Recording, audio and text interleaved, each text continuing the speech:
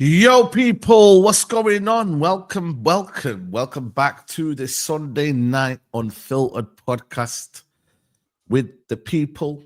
You know what I'm saying? To big up to everyone locked in right now. Smash a like on the video. Subscribe to the channel if you are new. We got man like Ash in the building. Ash, what are you saying, brother? You good? Yeah, all good, mate. All good apart from Everton. You know, it is what it is, isn't it? Not the worst result. I mean, we're going on like a 2-2 is the worst result away against this Everton team, but that's not the worst. We'll talk about it. But yeah, life's good. The team I coached won 13-0 at the weekend. Kids were loving it, so buzzing with that. Maybe you should get me in there. Do you know what I mean? We'll see. But yeah, now all good. Pleasure to be here. Nice to see you as always, Adam, and the chat as well. Getting involved. Make sure you hit them like buttons and all that. So yeah, we'll get into it. Yeah, man. I'm big up to man like Adam, man. He's here, man, all the way from Canada. You know what I'm saying? How are you, brother? I'm good, bro. I'm good. Thank you. I can't complain, man. I'm blessed. Football's difficult. Supporting United is difficult, but the rest of it, you can't complain. You can't complain. You got keep things into perspective. It's always good, man. We're blessed. Yeah. Thank you for having me as always, man. Ash, it's a pleasure as always on the panel. Always. No, absolutely, man. Big up to everyone. Flawless will be here any second, people, man. He said he's running a bit late.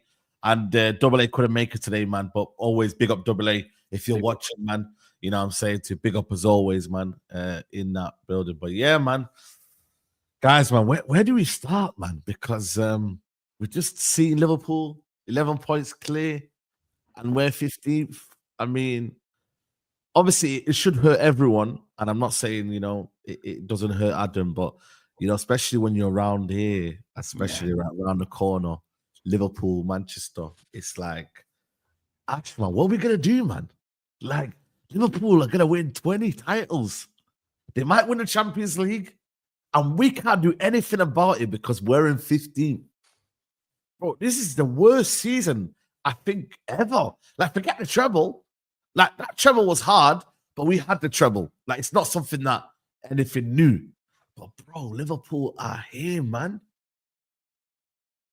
It's bad, Ash, man. Mate, I don't know what to say about it. Do you know what I mean? It's just painful. Liverpool 20 times. I mean, we can't even chant 20 times anymore. That's gone for us now. No. 20 times Man United. That's just gone. You'd have hoped with Arne Slot coming in, the fact that he wasn't their first choice as well, you'd have hoped that he'd come in and stumbled.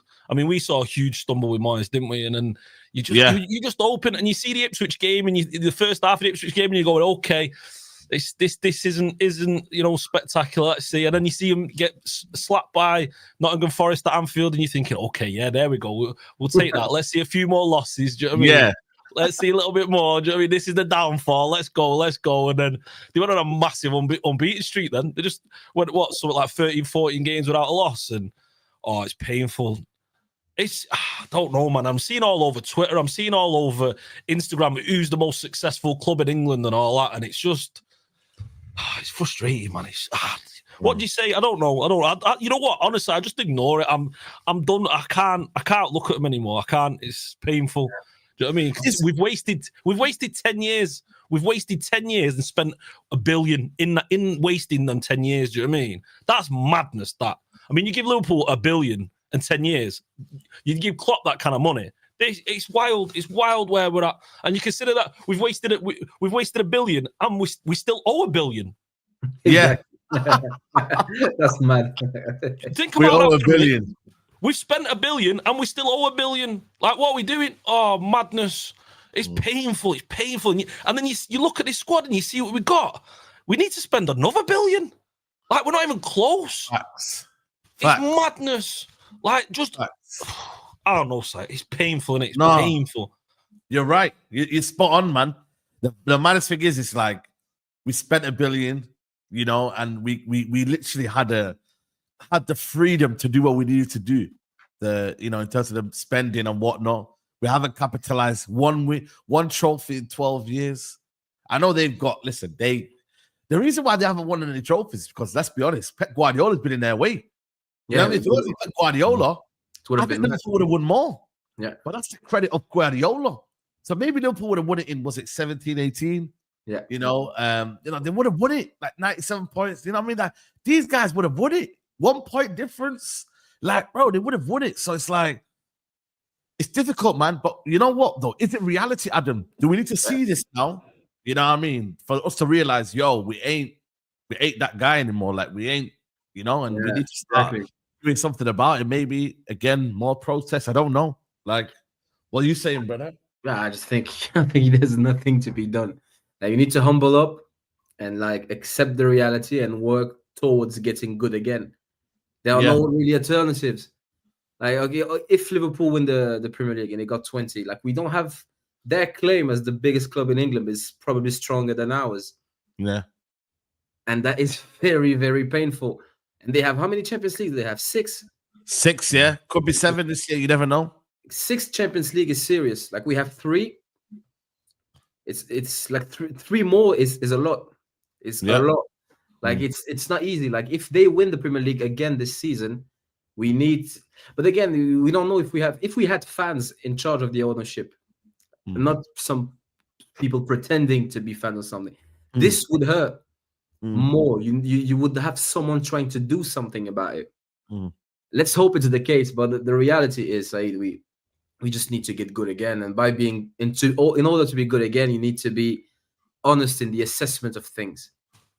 And we haven't been honest in the assessment of the squad for years, of the managers for years. Like honesty is the way forward. Truth will set you free, as they say. So we need to be honest with it. Yeah. You know what? Someone commented. Someone said, you know what, man? Liverpool are more likely to win 21, 22, 23 than we are to win 21. You know, that's the maddest thing about that. It's like they're likely to go now and win the next one.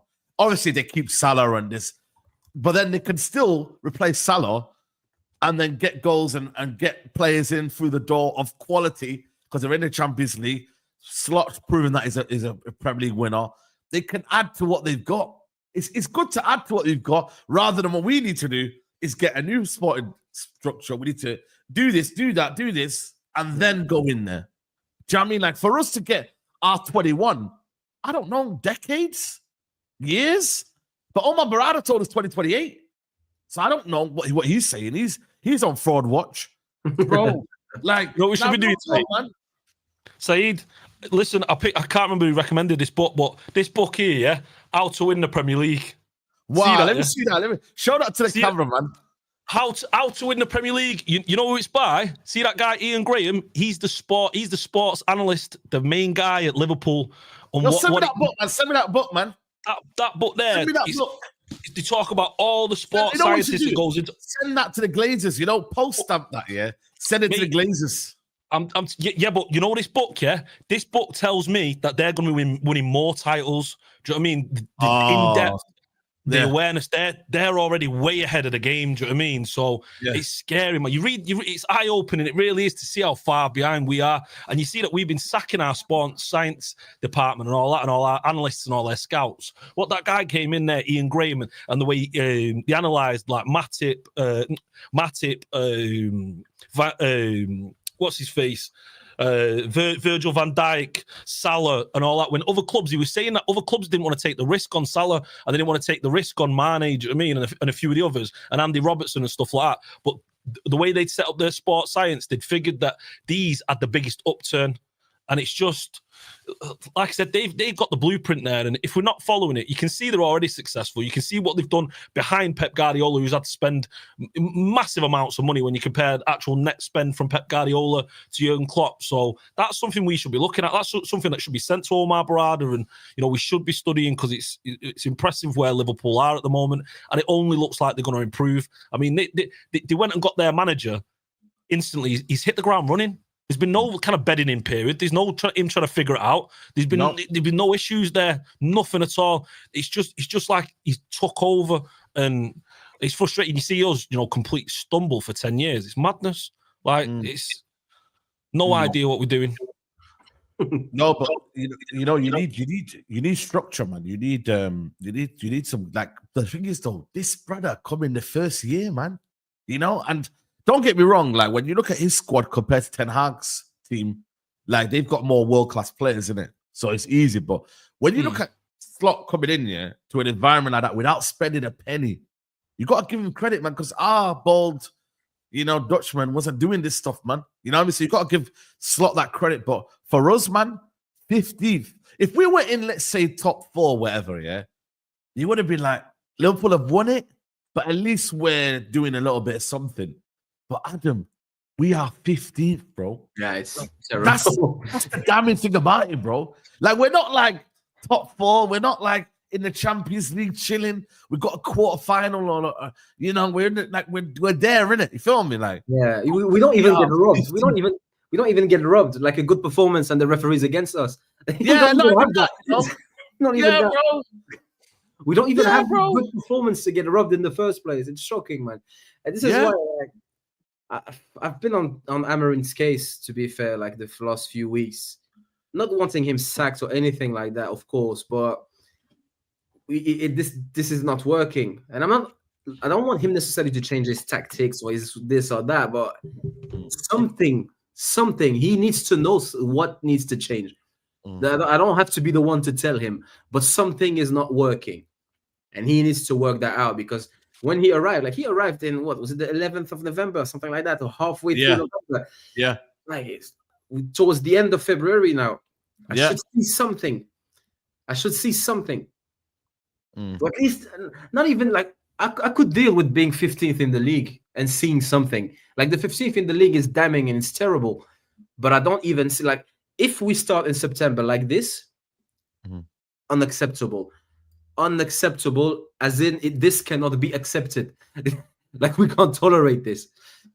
So this is why I'm going to wait for September. If September, some players are undroppable, some players are dropped too much for the performance they are giving, and we don't prioritize the right positions. Because I need to know if the communication between him and the board is good. Because if we don't prioritize the right players, the priorities, it means if the board is making the decision, we are in trouble. And if he's making the decision, we are in trouble, because that means they're listening to him and they don't have a clue what they're doing. So I need them both to be good, like communicating properly between them, and it needs to be right. Like if I see that a position is a priority that isn't a priority, I'm going to be off very, very annoyed.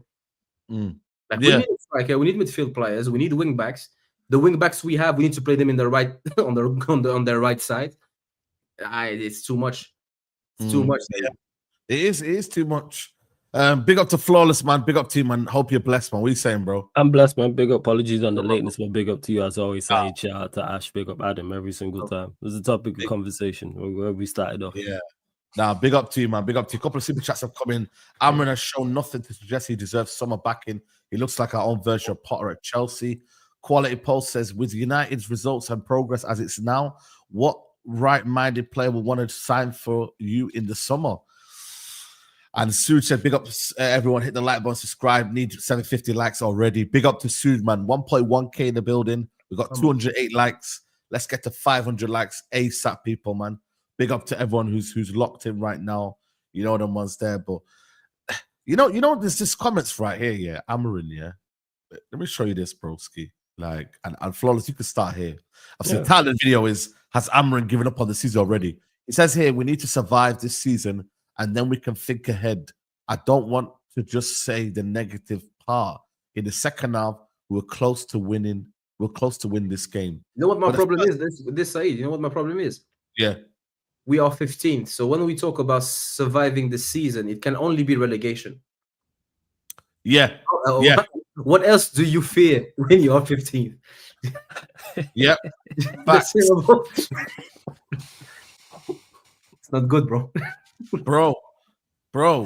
Well, like, Flawless, man. Like, what do you think from that? Because, like, is it him just kind of conceding that? You know what, man? Like, I think it's just him. I think that's just him being honest in that comment right there. When he says, when he says, like, we need to survive the season, he sounds like us. And yeah, Adam's right in terms of relegation, but it's just a struggle getting through it.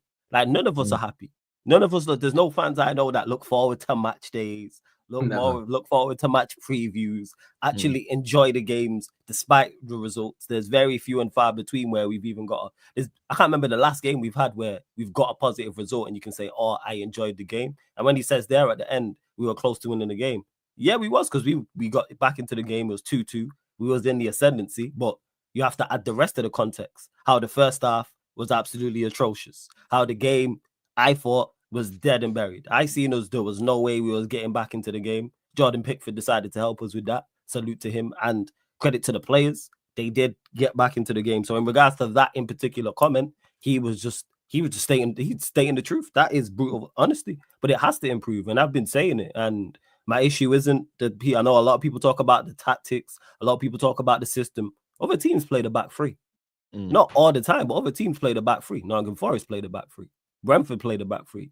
They don't have the issues we have. You know why? Personnel. Any formation, any system, any style, any tactical advice or any tactics you're trying to implement, both off the ball and on the ball, if you don't have the players, you are going to struggle. We've watched it with Pep. People call him the GOAT. He sits at that table. We've seen it. We've seen what it looks like twice now. When he first got to Manchester City, and we're seeing it now, he's at Manchester City and he doesn't have the talent. How City look? They're nowhere near the same. And that's Pep. I'm saying he has all the same tactical now, so all the experience, all the answers, etc. So that's what it is. I'll continue to state it. Personnel is my major issue with Amorim, and that's what I liked about him initially. Manchester Derby, I'll always state it, when he dropped Rashford and Garnacho. We never seen Rashford again, and then Garnacho didn't start for 4 games straight after that, I believe it was. So I'm like, okay, I like this. But of course, he's held accountable for this, because if he was flying, we would be praising him and praising the players and praising the board. So therefore, everybody has to be held accountable. And the 2 cup competitions, we're still in them. Try and scam them. That's the aim. Same way we scammed that result against Everton. That's why I don't like this whole talk of writing off the season from, not the fans, I get it, but like the players and the manager shouldn't be thinking that, because you have a chance to shut everybody up. If you go and win one of these trophies or both of these trophies, you have the ability to shut everybody up over the summer and say, yeah, the Premier League was a disaster, but we actually had success and no one expected us to it. There's very few Manchester United fans, and fans in general, who think Manchester United can win the FA Cup or the Europa League. And you have the ability to go. When I say you have the ability, you got the chance. You're in both cup competitions. Go do it. So, but change it. Like I say, and when I say systems, I continue to state it. Personnel. Yeah, personnel is so key, man. You know what I'm saying? Because I believe there's a quality issue in this squad. But obviously, he's not going to get his players in it now to the end of the season. And I think you alluded to it there, Ash, at the start. Like, you know, we were talking like backstage, like, would you trust a manager with more money? You know, because right now, he isn't getting the best out of the squad right now. And ultimately, you know, people do judge people in tough times. You know what I mean? Because if you can't survive in tough times, what are you going to do when you have luxury? You know what I'm saying? To like, are you going to act a different way? You know what I mean? Are you going to, you know what I mean? Are you going to still say, I want more players? I don't have these sort of players here, man. It's difficult. It's a balance, man.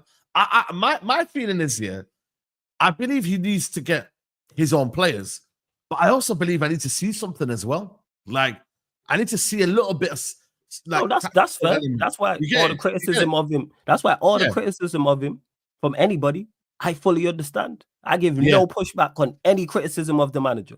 Manager, I like, but when people criticize him, he fully deserves it. If people are hammering him out, fully understand it. I'm fully aware of both of those 2 things, and that is all on him. You are giving people not even the ammo, the whole armory to shoot you with. That's your fault.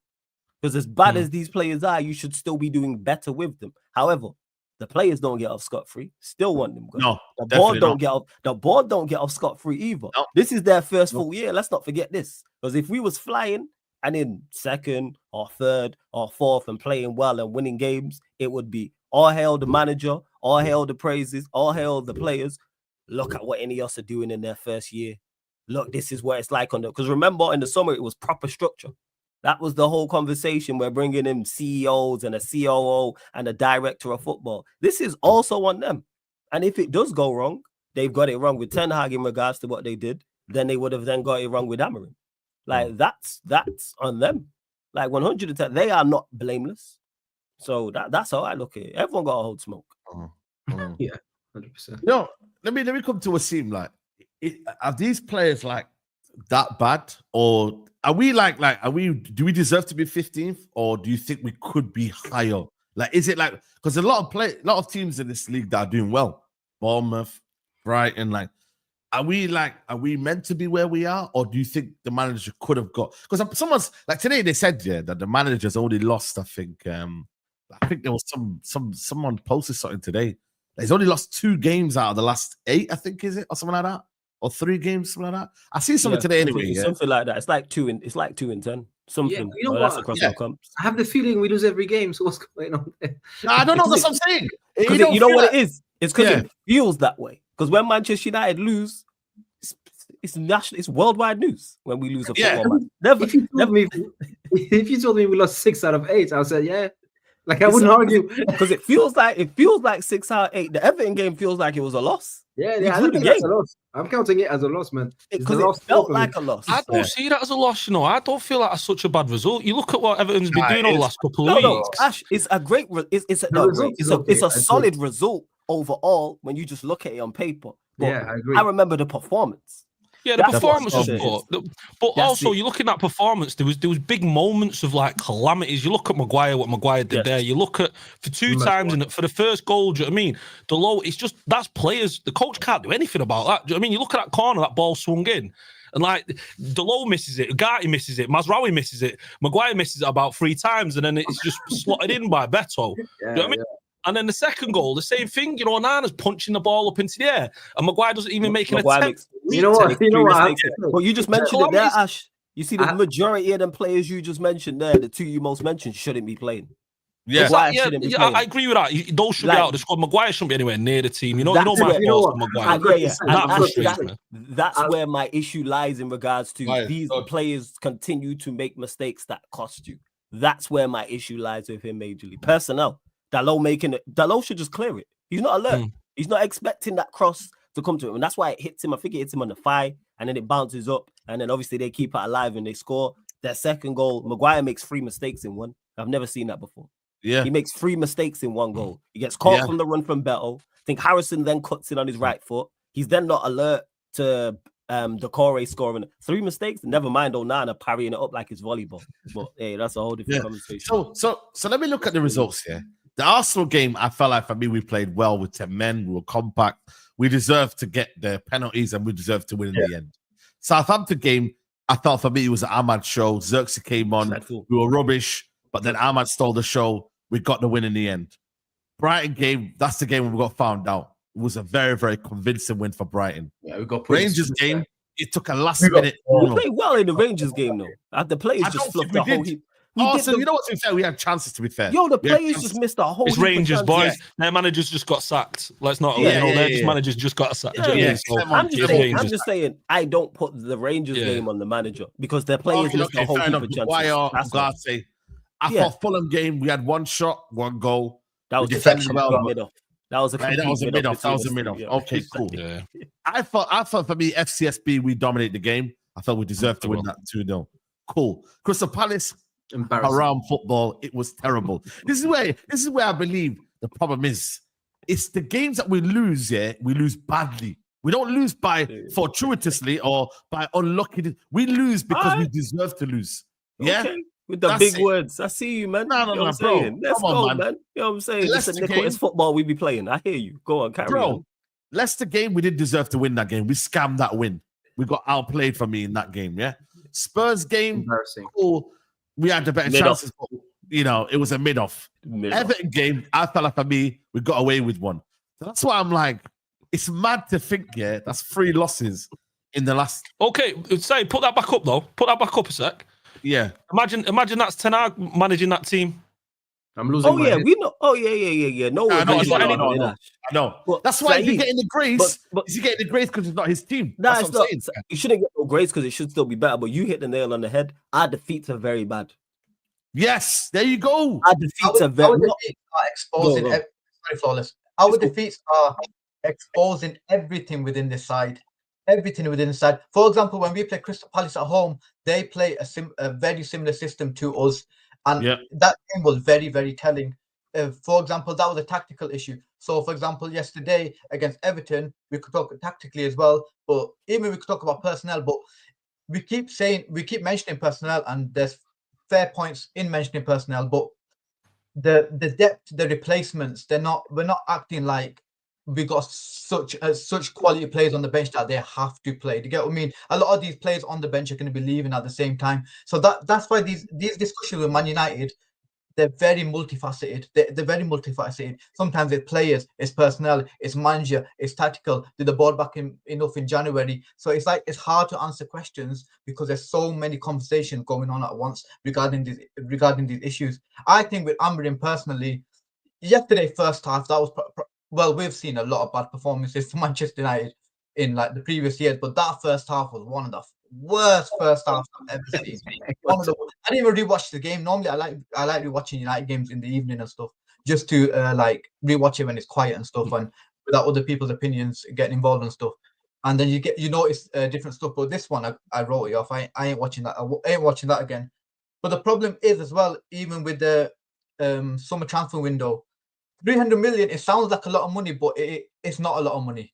You're gonna get a certain amount of players for that. You might get 3-4 players. You don't know how it's gonna work out. And then with this system, there can be such specific profiles that he needs. Is he gonna get his first top caliber number 1 priority? Is he gonna get number 2, number 3? Then if he gets second priority, third priority, or third on the list, sorry, is that gonna make much of a impact on the team if you're not getting your number 1 player? To get what I mean? So honestly, it's tough. But at Manchester United, no matter what, we should not be we've not lost clearly as much as it feels like we've lost. But the standards always have to be the highest. Yeah, at Manchester United, the standards have to be the highest. We can't say because Ten Hag did this or because whatever. No, it's the here and now. You've got to judge it on the here and now. I'm going to get some of these super chats, a lot that's going through right now. Rainer says, Liverpool have been ahead of us because of recruitment. Do you think they will be able to spend 90 million pounds on players like Ugarte and De Ligt? This is why they are so far ahead. We need Kangin Lee, 36.5 million PSG left foot midfielder. Troy says, Amorim out, new coach ASAP to prep for next season. Also need the same style from academy to first team. Amorim must go. Letter tomorrow, so Jim Ratcliffe has to sack him, please. Beto said these players have bailed him out tonight. He needs to now lock in and start coaching tactics. Kira said, yes, I would trust this manager with funds. His first season signing Dog was our best player. I could see what he brings. Most passes bar Bruno Saturday. Outrageous to support this manager. He should be sacked. And how are you not getting relegated as we equal 20? And Kieran says, how are we forgotten the batterings we got under Ten Hag or something this season as well? The squad is not good. Ruben Amorim needs time. And Harry is one of our better defenders. We need to get Sancho, and I'll get my Beto from Everton. I don't know about that one, bro. Beto can stay where he is. And, you know what I mean? Harry isn't one of our better defenders. He's actually right now costing us, man. But, you know, like for us, yeah, just in terms of for you, yeah, Adam, yeah, is it like, are we going to like improve? Like, is it when he says, yeah, like we need to think about next season and it's going to be hard, it's going to be difficult. Like, is he basically trying to tell us, yo, don't expect any miracles but now to the end of the season? He's also basically letting you know that, yo, we're going to have to just ride it out, man, and just, you know, see where it goes. And that's it, bro. Like, you're going to have to accept it, accept where we are. Yeah, well, you can accept it or not. Really, we don't have much of a choice, do we? Like, he doesn't really change anything whether I accept it or being 15th and Liverpool winning the league is something I cannot accept. So you can chat to me about accepting shit all day long. I'm not registering that information. I'm not processing it. Yeah.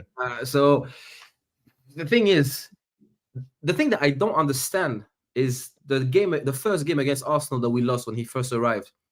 I was very happy with the first half performance of most of that game's performance. I could see signs. Liverpool as well. There are games when he first arrived that I could see, you know what? Players don't have enough training. We need better players or different style of players. But I don't see now what I was seeing then. So what has happened this is what is a bit scary to me. I don't see the normal progression, or the thing that I would have much preferred if we didn't see those good signs in the first place. And then it kept being terrible. And next season, but I'm not really happy with seeing something different that is intended and then seeing the dip that is continuing. It's not as if we had a dip and then we came back to it. Because if we see up and down, I can see, okay, fine, fair enough. Like the players are trying to get it right. The players are not the smartest. We know we don't have the right players. The quality isn't there, but at least you can see like glimpses of like screenshots, let's say, of good performance, or at least the training being like useful. But ever since we saw that in the first, now it's not happening again. And he used to rotate the squad much better. He doesn't do it as much. So that means he seems to be happier with this set of players than he was. I'm not okay with that, because I don't think he's making the right calls. I told you, Saeed, a few weeks ago, this Maguire revival is the plot twist I did not need in my life. This is something I did not expect. Bro, facts. I am. He said I want to give him a new deal. He says he's a leader, so he's enabling. The same way we enabled. Yeah, we said that Ten Hag is enabling a lot of the shit to happen. He's enabling Maguire, man. I'm sorry, that's on him. That's on him, bro. From 2019 to 2023, no one gave Maguire more shit than I did. But ever since he got stripped of the captaincy and he wasn't playing, I was not speaking about Maguire no more. And when he came on, we had injuries or did a job here and there, I was happy and praising him. Now that he's back into the team more often than not, I have to go back to what I used to do and give him shit, because I can't have this. I cannot have this. And I said that when we first appointed Amorim, I said Bruno, Rashford, Maguire. I'm going to dodge him on this. I didn't really expect Maguire to be part of the picture, to be honest. So it was mostly Bruno and Rashford.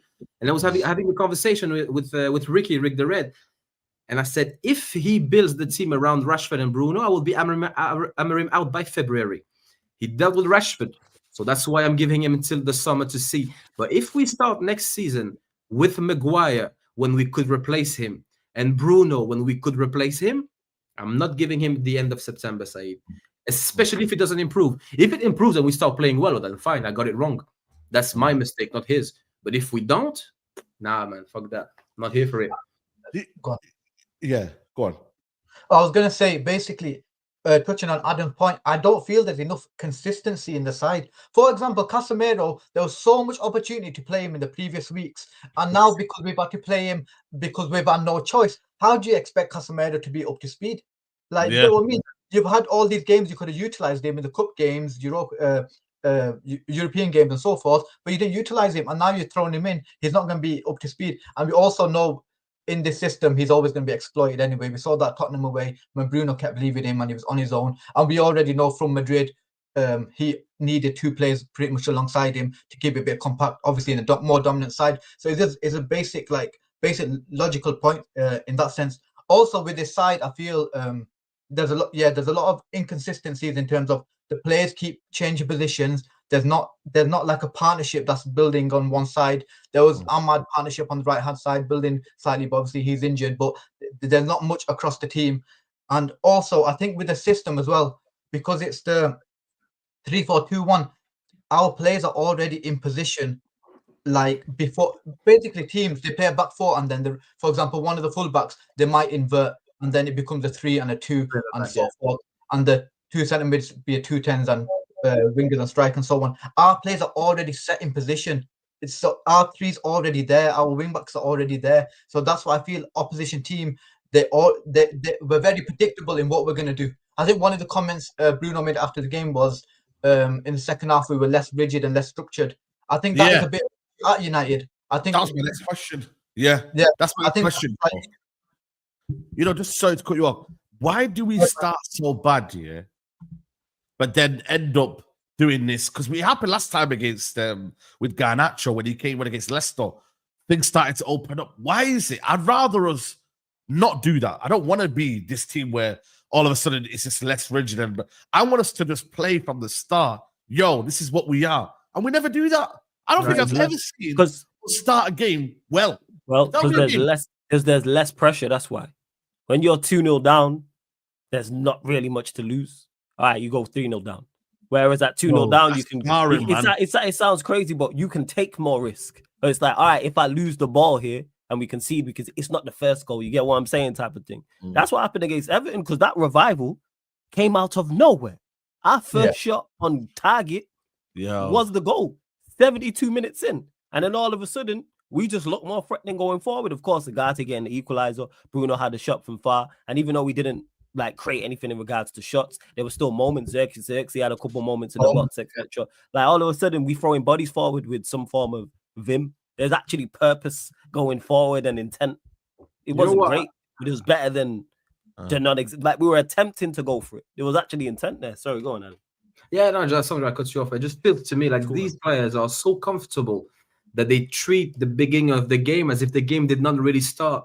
You know, when you're trying to warm up for a run and then you start running, but you've been running for good 10 minutes or 15 minutes, and then you start like sprinting, or like when you see like a long distance running, when you see the runners, they go slowly and they keep the energy for the end, and then they start like running faster. It feels as if our players are so comfortable, not in danger of losing their place or their money or whatever that I don't know what is.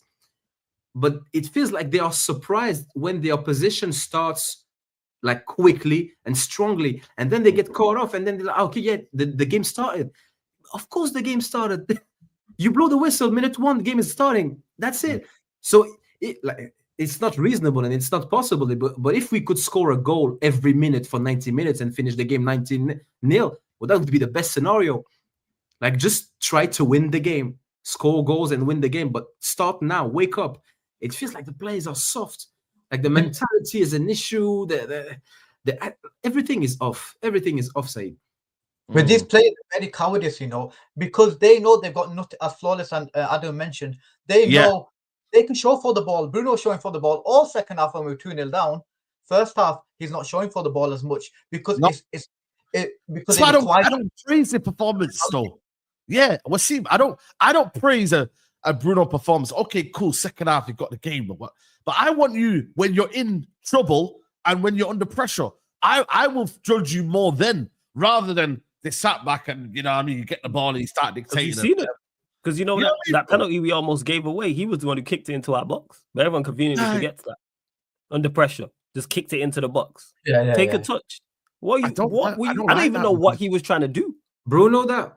Yeah. For that penalty shot before it broke to like Adricio on the box and he had out the edge of the box and he had a shot.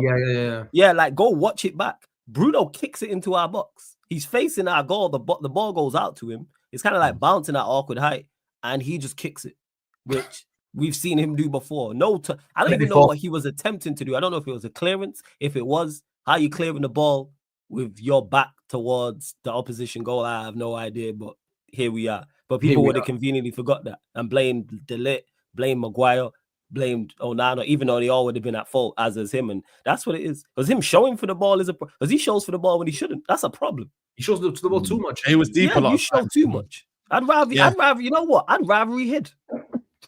I'd rather he wasn't on the ball so much. But why is he picking the ball so deep? Is that not the instruction as well? Like, is that not the manager saying, "Yo, do that"? Like, it's got to be surely. Because and that's why I criticize the manager for picking him more than I criticize Bruno. I blame the manager because you continue to pick him. Exactly. So the fact that you continue to pick him is on you. So go on with him. Yeah, just to add on to that point, at that point in the game, he was central midfield. He wasn't the left number 10, so he was trying to drop and he was trying to get the ball more because obviously we were losing 2-0 and so forth. But also, don't you think it was quite kind of like funny or interesting where Everton, see how high Everton pressed?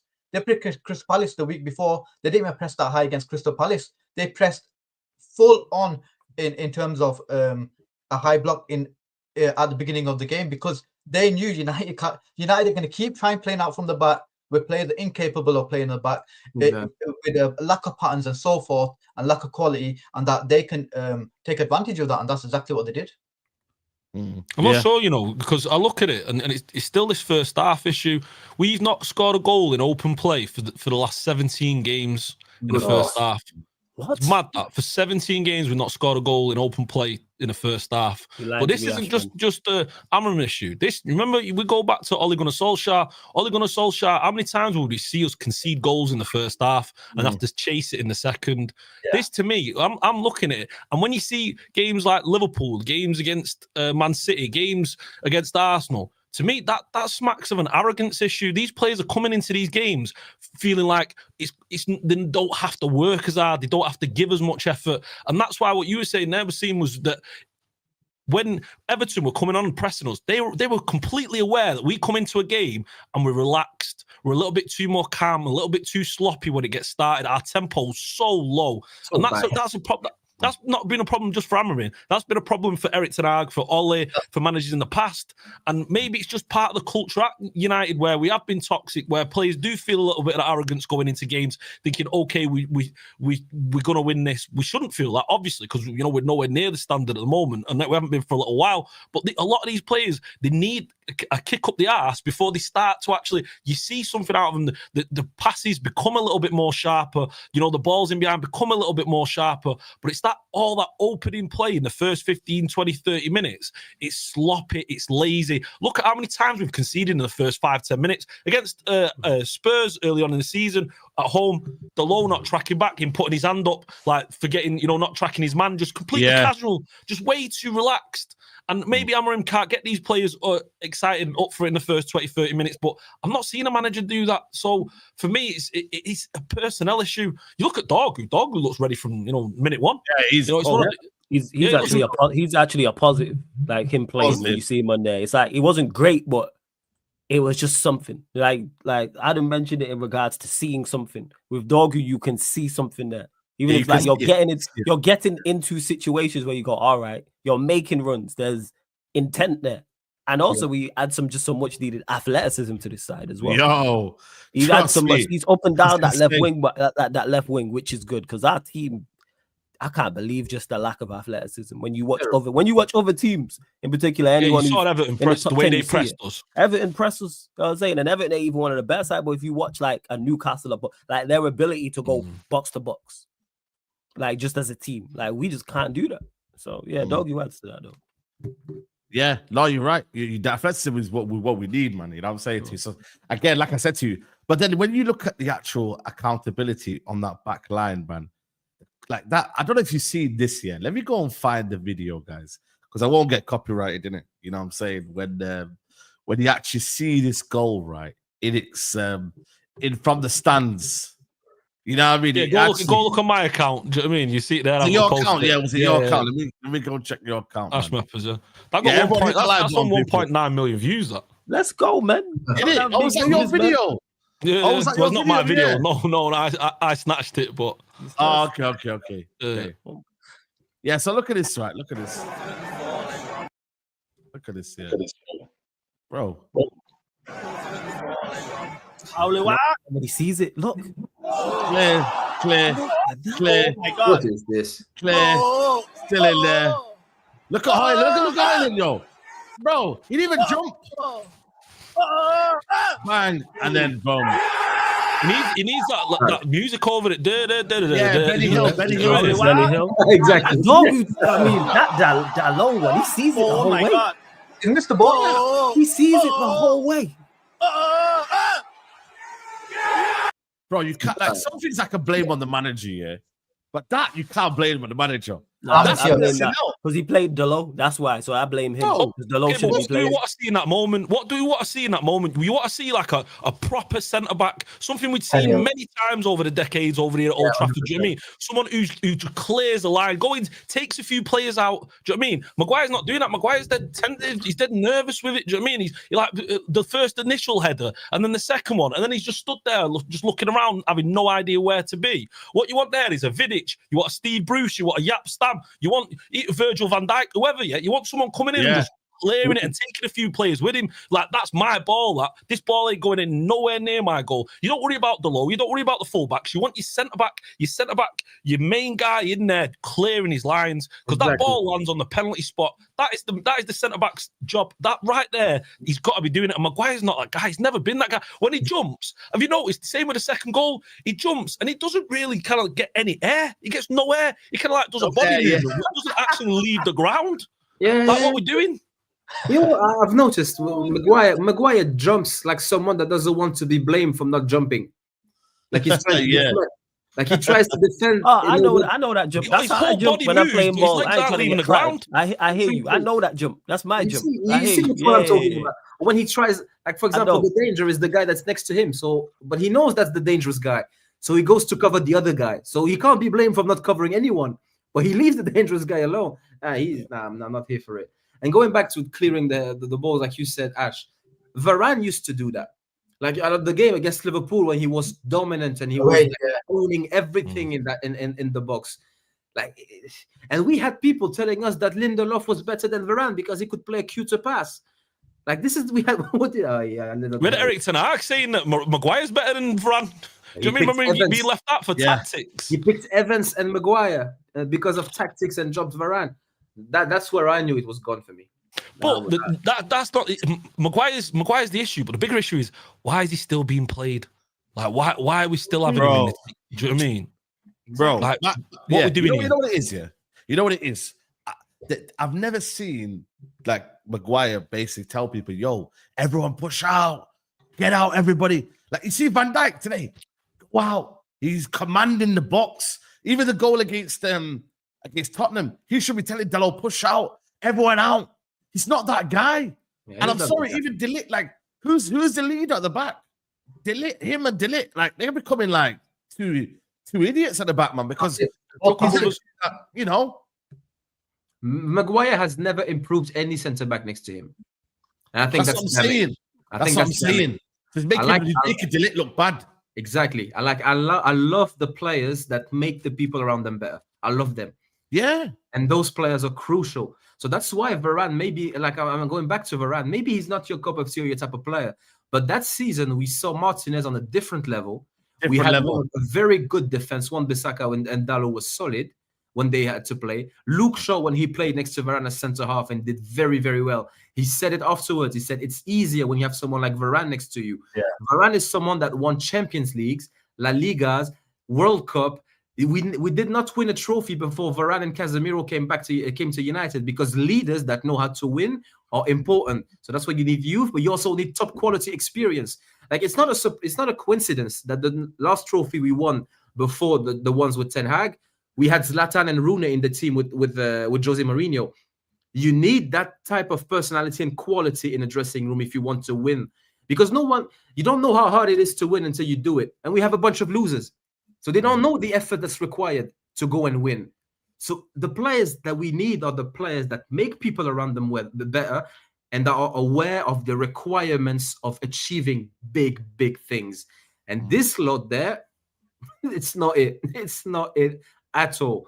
At all. Because look, you had Varane next to Ramos in Real Madrid, but he did not make Ramos any worse. And if anything, and Ramos is an all-time great.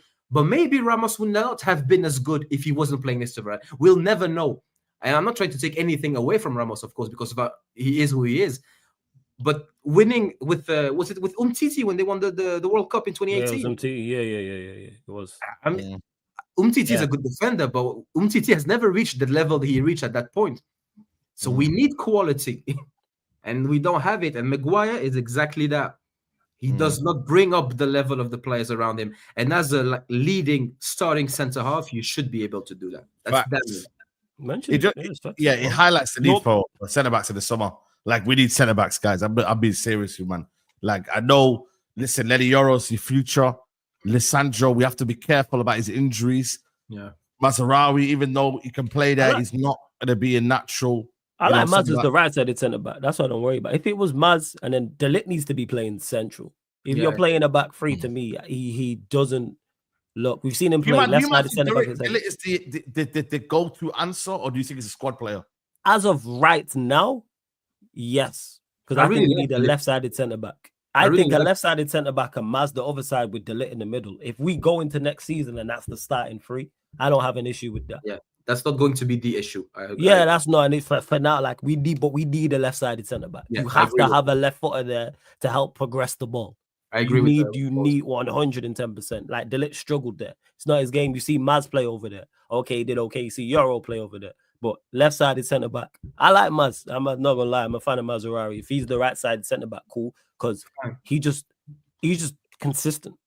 I see him play there, and I'm like, all right, you rarely make mistakes. You rarely get done for a goal. He don't progress the ball, you know, guys, man. He don't progress the ball. That's why you play him central centre back. And you have to. No, you got that wrong there, Saeed. The reason why he's not progressing the ball because he knows what's behind him. He knows Maguire's creating that space because he's having to sit so deep. That's why. Why is he screaming, "Don't go forward, stay near me. I need someone close to me. Don't leave me." That's what he's there Maguire thing, screaming. I'm here for it. Ash is not. He's with the shits when it comes to Maguire. Yeah, I love it. Trust me. I Listen, hate you saw it against. I hate Was it Steaua Bucharest? You saw Lisandro Martinez. How high was our line there? Where we had Martinez, De Ligt, and Mazraoui as our back three. How high was that? We were in the other opposition's half. We were like 5 yards in. Maguire. The only thing he's good at, other than asking the referee, the linesman for an offside, is getting men next to him. Do you know what I mean? Like, how many times you seen with his arm up like offside? Looking at the linesman, that gets me. But what he needs is he's one of them box defenders. He needs someone 3 yards to the left of him, 3 yards to the right of him. He's that kind of player. He'll work in it, and that's why he works in counter-attacking teams, and that's why you'll see him play well in these games against Liverpool, against Man City, because he'll have players around him. Do you know what I mean? But that's the only reason why. The moment these 15 yards or 10 yards even next to him, look at the second goal. He had a little bit of space behind him. He was done. Cooked. That was it. Over. Do you know what I mean? And that's why he needs. That's why he's constantly screaming for the players around him to stay in tight. This system that we play under Amorim, it's spread. It's a very spread system.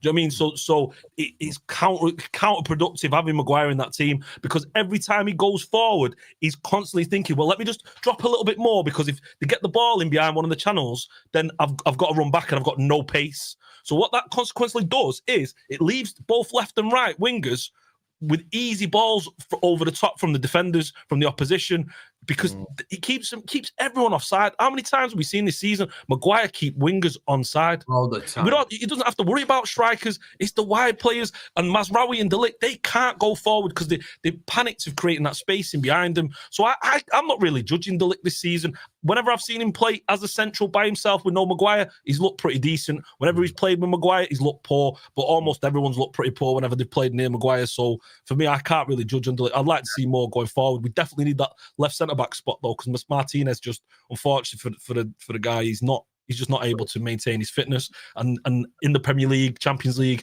League Cup, FA Cup, playing that amount of games, you need sturdy players. You need players you can guarantee that kind of fitness, and we kind of got to move on from him. And same with Luke Shaw. And we're going to start to hear, left Shaw can play left centre-back and all that nonsense. I don't want to hear any of that. We've got to move away. We've got to move away from that.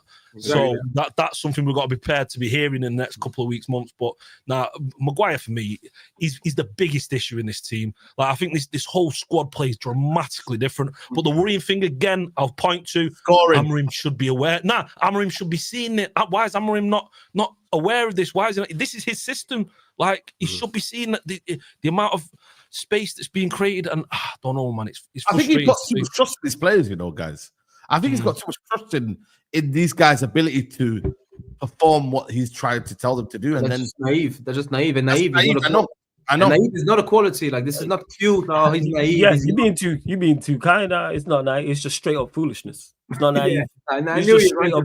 It's just you already know, man. It's just straight up foolishness. If you can't see why in a back four system, Maguire will be a problem in a highlight, but a back three, where you don't necessarily have the foot, like, where if your wing backs push on against the system, the areas are out wide. And even if he's playing central, he might have to drift left or drift right slightly, type of thing. Come on.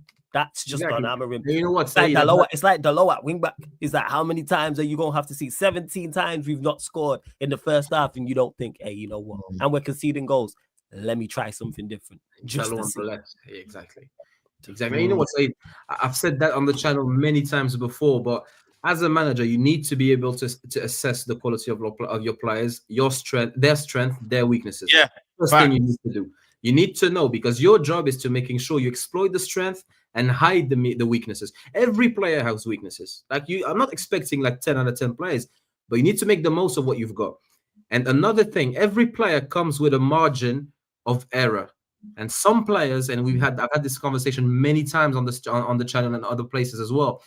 You need to have most of your team with players that have low margins of error, which makes them more predictable for yourself, less predictable for the other team. If you have someone like Maguire, whose margin for error is massive, it's almost randomness. Like, you don't know really what to expect from Maguire. If you put Dalot on the left and the margin of error is very high, you've got the same thing. Ugarte is good and he's intelligent. On the ball, the margin of error creeps up. And if you're trying to play with the ball, you need to neutralize that weakness of Ugarte. And this is something you can neutralize. I'm not asking for Ugarte to be removed. Bruno Fernandes has probably got the biggest margin of error for a player I've seen in my life. This guy is unpredictable for the opposition and for his teammate. The strikers, same thing. Same thing with Zersky and Højlund. You don't know what they are going to give. And it's a team where you have 10 players if you remove the goalkeeper. 10 players. If you have 3 players that are unpredictable, that's 30% of your team. So that means if everyone else is predictable and reliable to the maximum, you've got only 70% max. That's not good enough, Saeed. So that's why you see the top teams that are winning the most trophies. They have players like Bernardo Silva, like Rodri, like Cruz, like Benzema, like Kimmich, like Philipp Lahm. Those players, they don't make unnecessary mistakes. They score very, very highly on the succession, like the succession of whatever they try. So it's easy to strong platform of predictability. Like someone like Rodri, have you ever seen a team, Saeed, at the top level, winning Premier League, Champions League, that doesn't have a player Rodri type? Doesn't really exist. Those teams, like they have Cruz. We had Carrick. We had Scholes, Rodri, Busquets. Chelsea, when they went very high, they had Jorginho, who's not even on that level, but he's still that type of player. Italy winning the Euros, they had Locatelli, Verratti, and Jorginho. All of those players are intelligent and they give you stability. That's one thing that he needs to get right. We need to get the team predictable for ourselves, unpredictable for the others. Because this is chaos. We had Rangnick and we had no style of play. We had Ole, we had no style of play. We had Ten Hag and we had no style of play. And this is completely chaotic as well. So what are we doing now? You can't. Yeah, there's actually no reliability from any of the players as well. That's why I'm like, yo, what system can he build when you don't have them reliability for now? Like, what can he do, Wasim, that could get the best out of these players that will make us more consistent? These players more consistent, or is it just a lost cause? Like, you can't do it, and he's struggling, and he won't be able to do it. I think with certain players, I think first of all, Adam said that was absolutely spot on. Because if we actually look at the team that's most likely going to win the league, it's Liverpool, and the play they have like a set 7-8 players that are consistent every single week. You watch and they're consistent. The centre backs are consistent. The McAllister, Gravenberch consistent, and the ones that have a bit of margin of error. The reason they're worth it in the side, first, they're going to get covered. And second of all, so they're going to reduce the disadvantage. Second of all, that person that has that margin of error, he's going to make a difference anyway. So, for example, Trent.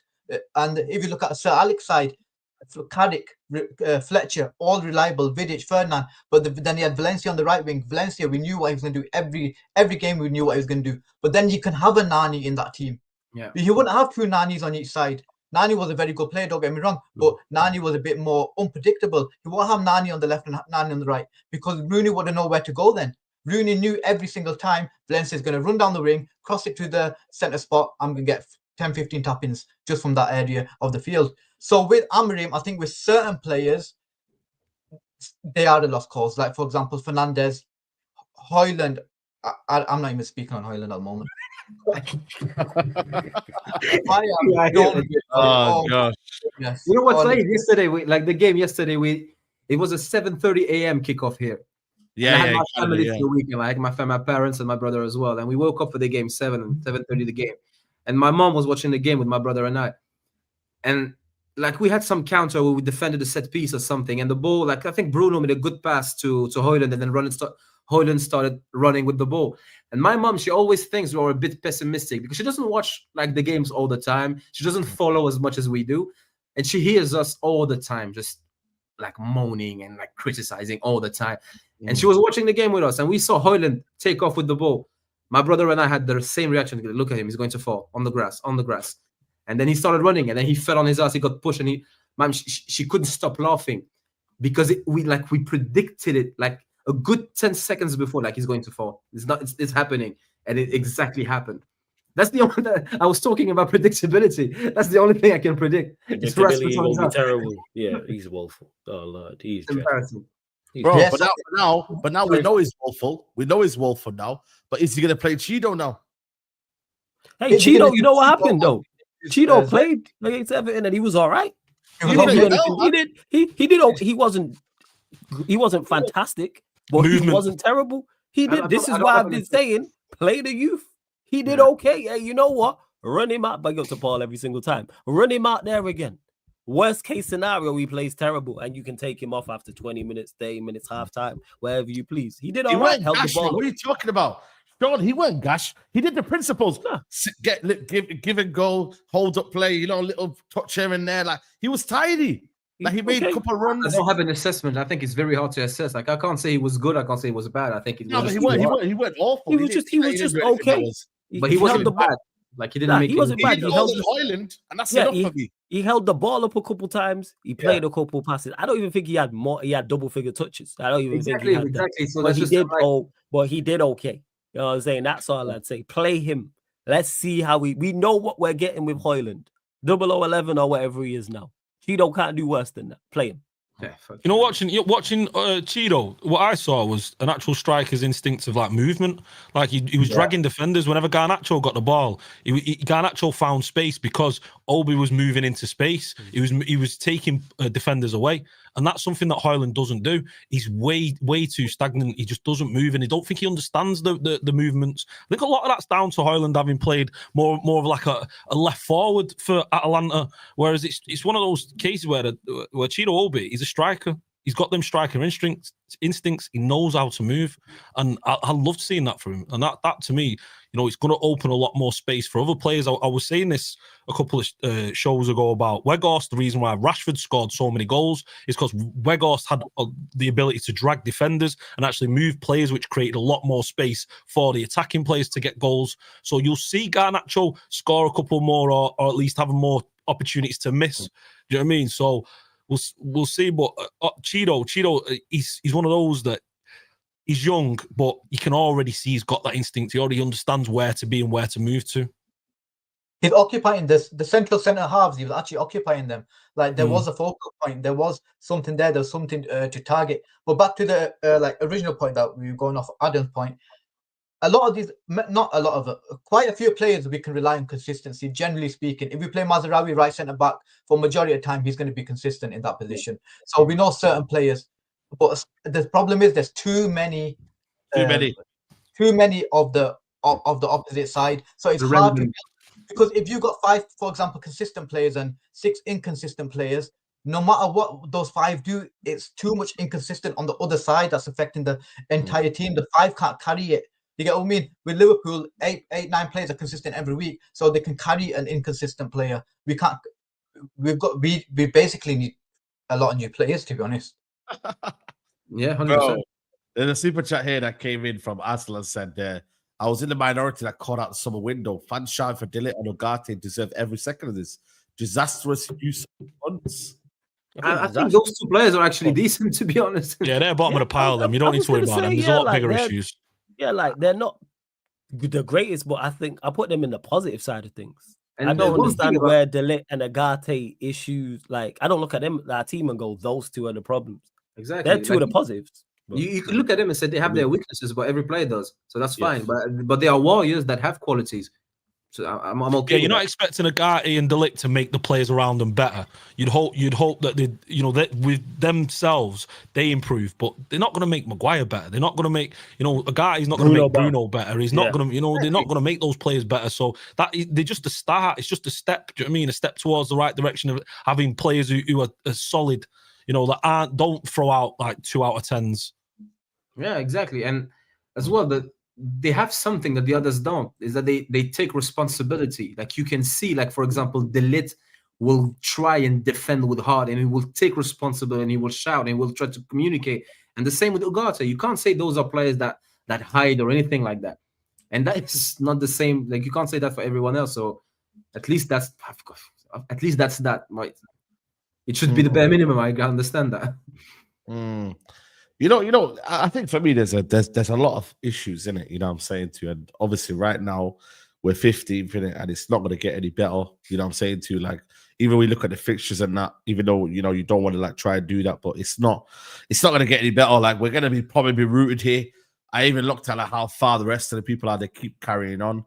You know what I mean? And it's Don't know why you do it to yourself, Saeed, man. I was Yeah, thinking yeah, that game. yeah. I don't even know who we're playing. Who we got? I don't even know who we're playing after. Ipswich, after we're playing Ipswich. Nah, I think we got a game midweek, haven't we? Is it Ipswich? Yeah, Ipswich. Yeah, Oh, see that. I don't even look beyond that. Who we got that beyond that? Like, I'm just Bro, like, FA Cup just full match day. after that. Oh, is it FA Cup full? Right, just match day by match day. Yeah. Just, and, you know, like yeah. Then City and Arsenal. Yeah. Thanks, Ash. Yeah.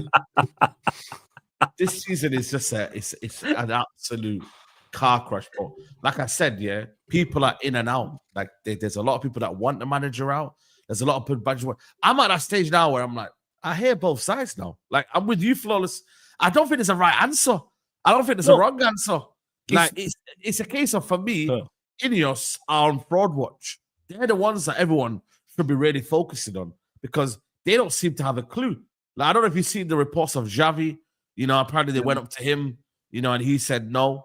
You know what I'm saying? To it. Wait, when did they apparently go up to Xavi? Is this recent? The report? Yeah, no, I think it might have been maybe before Amorim. I think it was. Before Amorim. Do you remember as well, though, Flawless? Yeah, do you remember when on Instagram, Xavi's wife was posting pictures of the kid in the United shirt? Do you remember? Yeah. Like we were all getting a bit excited that maybe this is the move now. So I don't know about that one. That feels like they're pushing it from their end more than we're pushing it from our end. So yeah, otherwise, why would they be doing that? It is, yeah, because that's what it is. Like I can't defend the results and performances. So if somebody says their manager out, I get it. What is there to defend? As much as I rate the manager and I'm not Amorim out, I cannot defend how we play, how we've been playing. The fact he's took us from awful to diabolical, and the results. There is no. I'm not going to do that just because I rate him. The only couple things of why I'm not turning is one, because we have had a couple. There has been a couple good games. Number two, and we need to get rid of these players. And I don't want to start the cycle again of a new manager coming in, having to assess the players, then realizing the players ain't good enough, then moving them on. And three, I don't trust Ineos either. I don't trust them to get all of these things right. Let's say they do sack Amorim. Not only do they then have to go identify a new manager, they have to bring him in. They then have to still get rid of certain players. Then who's the new manager going to keep for his style? Then they have to recruit correctly. And then that manager then has to hit the ground running next season. Because if they sack this manager and the next manager comes in and does, let's say first 6 games, we draw 3, lose 2, win 1 or something along those lines, or it's mixed results. Yeah. You know the amount of pressure that manager's then under, or it's Amorim all over again. And we bought him his players this time. We already sacked Amorim and he didn't. You already know the even any sort of pressure, though, Flawless. We lose back-to-back games or whatever. Or like, you're like, right. Honestly, bro, we don't win like 2 games. Bro, like these guys, there's going to be agendas already. I think my United fan base is cooked either way. Like, we're just a lost cause. We don't know what we want. We don't know how we want it. We don't want anyone to where do you want to deliver it? Do you want to deliver it outside your house? Do you want to deliver it in the you know what I mean, bro? Like, man don't know, bro. Do you know what I mean? And the other thing is as well that might be saving him. Yeah, go on. Sorry, go on. Like we're not like, I don't know. I'm not saying we all should be united in our opinions. That's what the beauty of opinions here. But I just generally think that United fans are just, I don't know, man. They're just we don't know what we want. So therefore, we're never going to be pleased. We're never going to be. We all have the same goals. Here, the thing is, we all have the same aim and the same goals. We just all have different ways of how we should get there. We all want Manchester United to be successful. We all want Manchester United to play great football and win matches. Yeah. We all want Manchester United to compete and win major honors, Premier Leagues and Champions Leagues. However, where the issue lies when you're talking about the fan bases, we all have different ways to get there. The destination's the same. Everyone's trying to get from destination A to destination B. Yeah. Well, some people are saying, hey, we should just fly there. Yeah, it's like the purge. Yeah, like the purge. It's like, all right, that's exactly what it is. It's the purge. Everyone's like, all right, everybody, that's the perfect example. Everybody in the purge is trying to stay alive. That's it, but everyone has different ways of trying to stay alive. Some people are like, let's stay in the house and border up the house and don't go anywhere. Other people are saying, let's get on the move. Other people are saying, let's get on the offense. Let's kill them before they kill us. But everyone has the same idea. To me, it feels like it's like saying we want to be happy. Like that doesn't give much of a clue, does it? Being happy. Yeah, you know. Yeah, exactly. Yeah. You could spend $1 billion and be like very unhappy in 10 years, like we've seen. This is facts. Yeah. How we spend it. And then the only thing is as well that like with Amorim that gives me some form of hope is from previous this is what happened at Sporting, where we went in at Sporting and I believe to my knowledge it got worse there. and it was terrible at first, and then eventually it got better once he started getting rid of players and bringing players in. That's it. We have nothing else. I have nothing else to go. Ineos have shown me already they own Nice. Look at what they've done with. You've had 5 managers in 6 years, so clearly your manager ID is terrible. So I can't trust you to go and get the next guy. That's peak, to be fair. So you're gonna say, all right, you're gonna go get the next guy. I already don't trust them. They've already messed up twice. These are third in their league, but they're doing all they're right. third now. What I'm saying, where did they finish in the Europa League? They were poor in the Europa League. That's terrible, man. Yeah. You know I think he needs his players. I know a lot of people don't like hearing that, but you look at Dargu, you look at the striking unit. Do you know what I mean? You look at Xerxes and Hoyland and Garnacho. What are we expecting? We're expecting a new manager to come in and switch it up drastically. Are you looking at the low? I mean, you've seen this manager do well in Europe. You've seen him do well against two very strong teams in Porto and Benfica in his own league. You know, he understands the game. You hear that from him when he speaks. It's just the situation of again, you know, even some of the football, it's not been horrendous. Do you know what I mean? It's not been Ten Hag stuff where we've been getting battered and expected to lose. We've been in games. You look at the Liverpool game, you look at the Arsenal game. Do you know what I mean? You look at games from time to time. It's the calamities all over again. Do you know what I mean? You look at the Everton game. Okay, we were dogging the first half, big mistakes. Second half, you know, he makes a few substitutions and it changes. For me, it's a case of like, who do we bring in? Otherwise, I mean, we're going to bring in Gareth Southgate. Is that where we're going to? Do you know what I mean? Like, I would not be surprised if Ineos are on the phone to him. Do you know what I mean? And this is what you got to be worried about if you hammer him out. Do you know what I mean? So for me, I'm just thinking, let's see where he's at. Again, get to the end of the season. Let's see where he's at. I mean, if he keeps losing, it's going to be tough because they're not going to want to support him. They're not going to want to back him. But again, this team's bad. This team's bad. Put it this way: this team was 14th expected last season anyway. You know what I mean? Other than a few McTominay goals, do you know what I mean? And we've lost McTominay, we've lost Rashford, we've lost a few other players, we've lost Martinez with injury. What are we expecting from this team, really? I still expect better than 15th, I can't lie. That's where the issue lies. At West Ham, you look at that West Ham team that just beat Arsenal. That's a better team than ours. You look at the players in that team. That's a much better team than ours. Do you know what I mean? Is it? Issue where the issue lies, Ash, is the fact that Kudus Bowen and Kudus Bowen, Paqueta, all of them would get straight into our team. Yeah, they walk out. Any half decent attackers walk into our side. We have one of the worst attacks in the league. I don't think this team's better than ours, man. Take Ahmad and Maino out. Pull up the team. Let's see. See, I don't think they're better than us, man. Bowen and Kudus. You're not taking Bowen and Kudus. Stop. Yeah, I'll take Bowen and Kudus right now. Taking Bowen and Kudus. We take Alvarez. No, I wouldn't, man. I wouldn't. You would take Alvarez over Casemiro. Hey? No, I wouldn't take Alvarez. I take Ward-Prowse just for the set pieces. I'm not gonna lie. Run me Ward-Prowse. Just say you bring Ward-Prowse for set pieces. Maybe Kilman as a left-sided centre back. Maybe and then Bruno takes the set piece off. That's it. Yeah, I take obviously they're attackers, but the point I'm making is the defenders, the goalkeepers. We take the goalkeeper. We take after the defenders. Yeah, maybe. Definitely the goalkeeper. He was just all he had to do was just be better than Ten Hag. That was it. Just that's where my main issue lies. Flawless. You say that, but Ten Hag did his best with a team that he built specifically, having spent 600 million, even with the tactics that they're used to, which Amorim did say himself. And even then, they were still shit.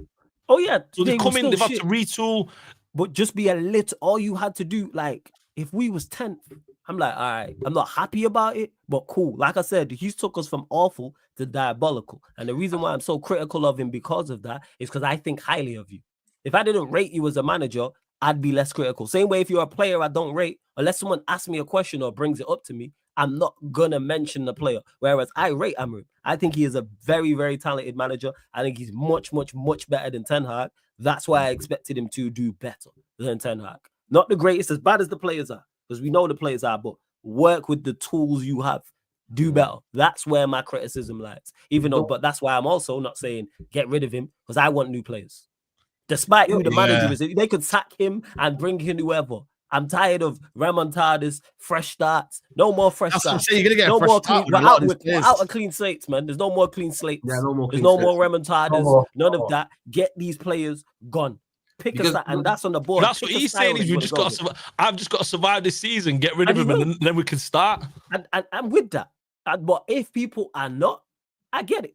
But I'm not gonna show. I am with it because I think he can genuinely turn this around. If I didn't, I'd be like, all right, get him gone, whatever. I'm not fussed. I wouldn't be. This is why Nobody knows this. We just have to feel the way we're feeling right now. A lot of people are judging the way they feel right now, not how they feel in August. This is a problem now. People are saying, you know what? F August, F next season. I feel a certain type of way now. And I get it. So if people are saying get him out now because these results are unacceptable, performances are unacceptable. But where I'm at with it is, I trust him more than I trust the board.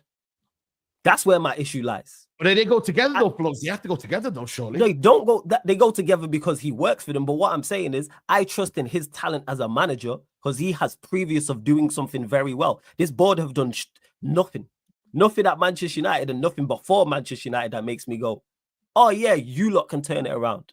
I'm saying that's why if we actually had a board I relied in, I'd probably lean more towards being Amorim out because I'm like, you lot will actually go and do your due diligence and go and do what's. But you don't trust them, right? Yeah, I don't trust him at all. Even the situation Amorim in right now, as badly as he's doing, they put him in this predicament. Let's not overlook that.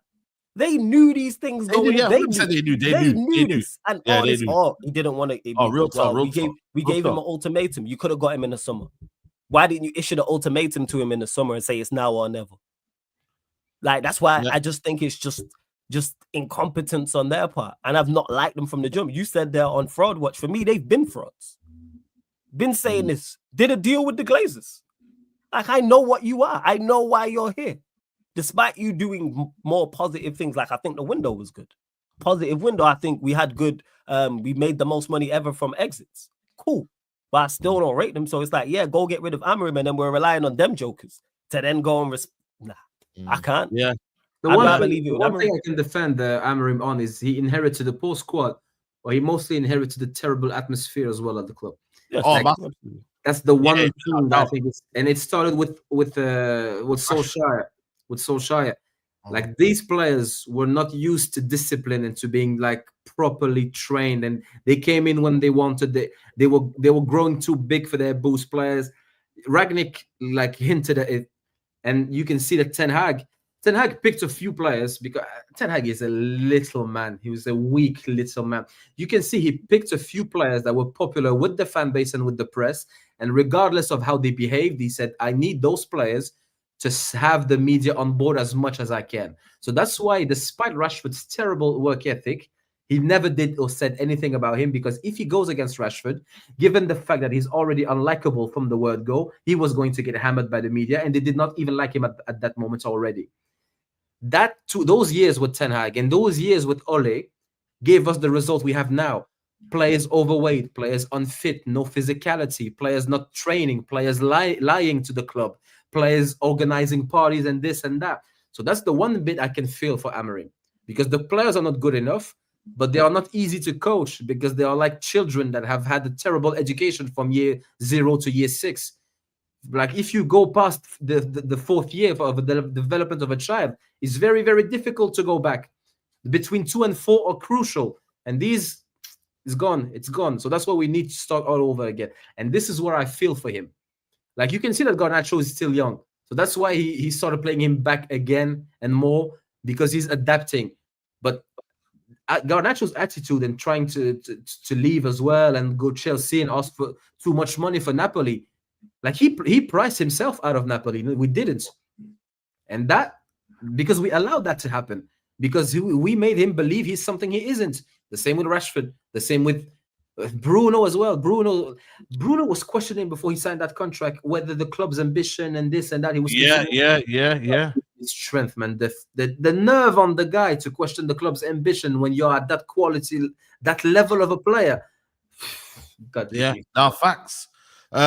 Big up to everyone locked in. 1.6k in the building, man.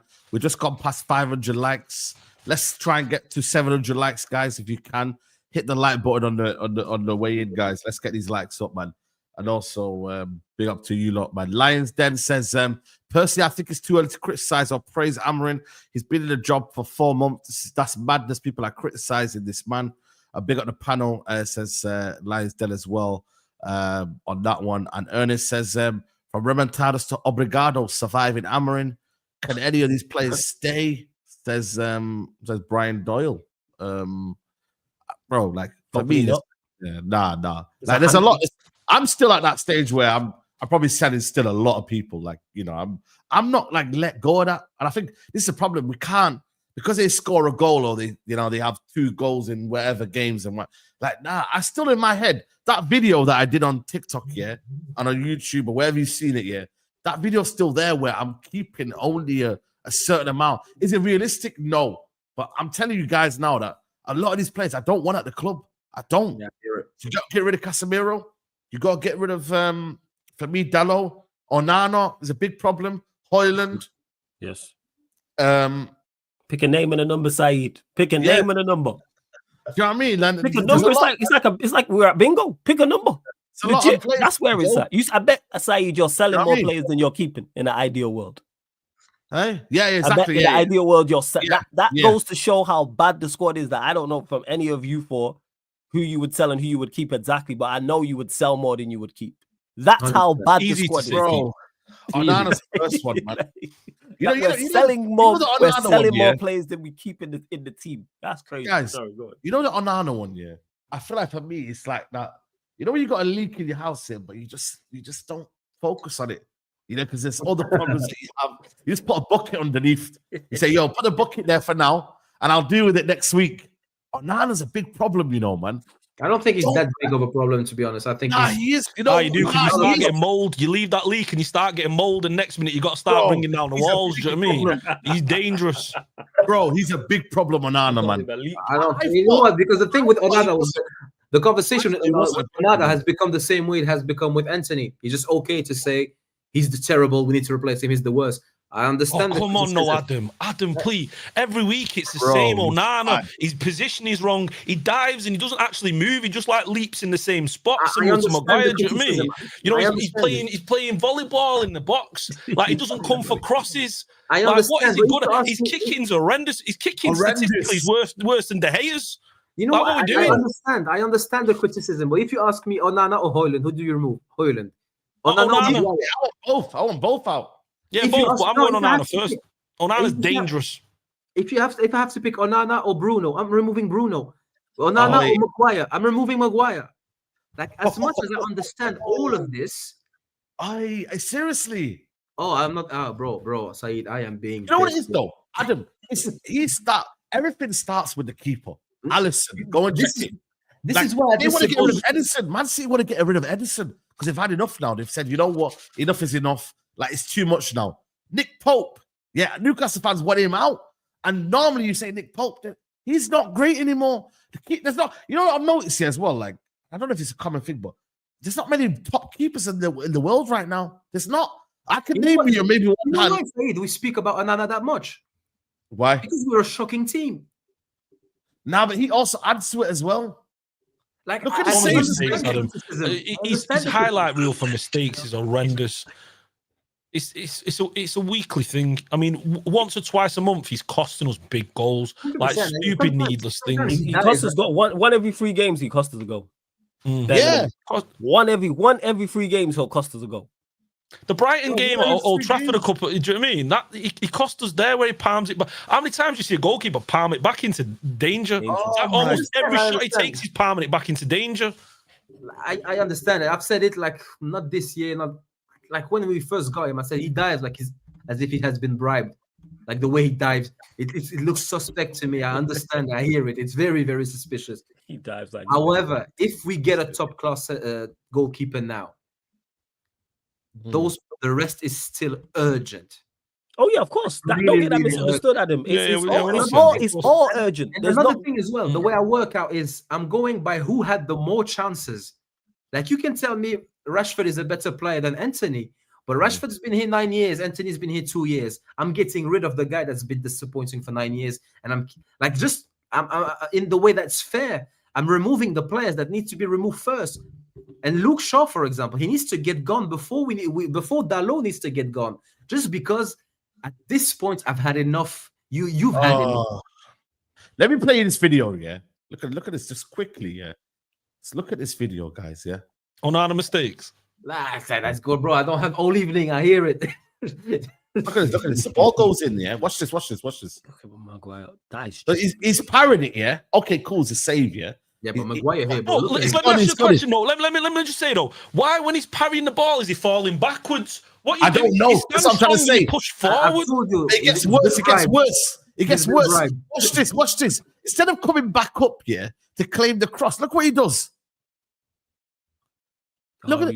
He just he goes back into his goal. Saeed, you know what? That's scandalous. Go and claim that cross. Saeed, I hear it. It's scandalous. But if you play that clip back, look at Maguire. I hear Maguire. Maguire's a big problem. You just because you know what? If I'm the keeper, because Saeed, if I'm the keeper, and my guy, my centre half is in front of me. Absolutely. He's 6'5". I could go in as Onana should have, but there's also the option that my centre half is going to jump and I need to be able to cover. Like, I understand the logic. Like, with hindsight, he should have gone for it. But Maguire's a disgrace there. And if you had a top centre half, maybe Onana going for the ball and the centre half defending it results in an own goal. Like, it's easy to, like, the situation can flip just on the decision. That's not the most damning one for me. And that goal, I think it started with Bruno doing a madness, and then Maguire doing a few madnesses. Like, it's terrible. The spine is terrible. Onana makes Barthez look mint. Barthez was dreadful. Exactly. That's how bad it is.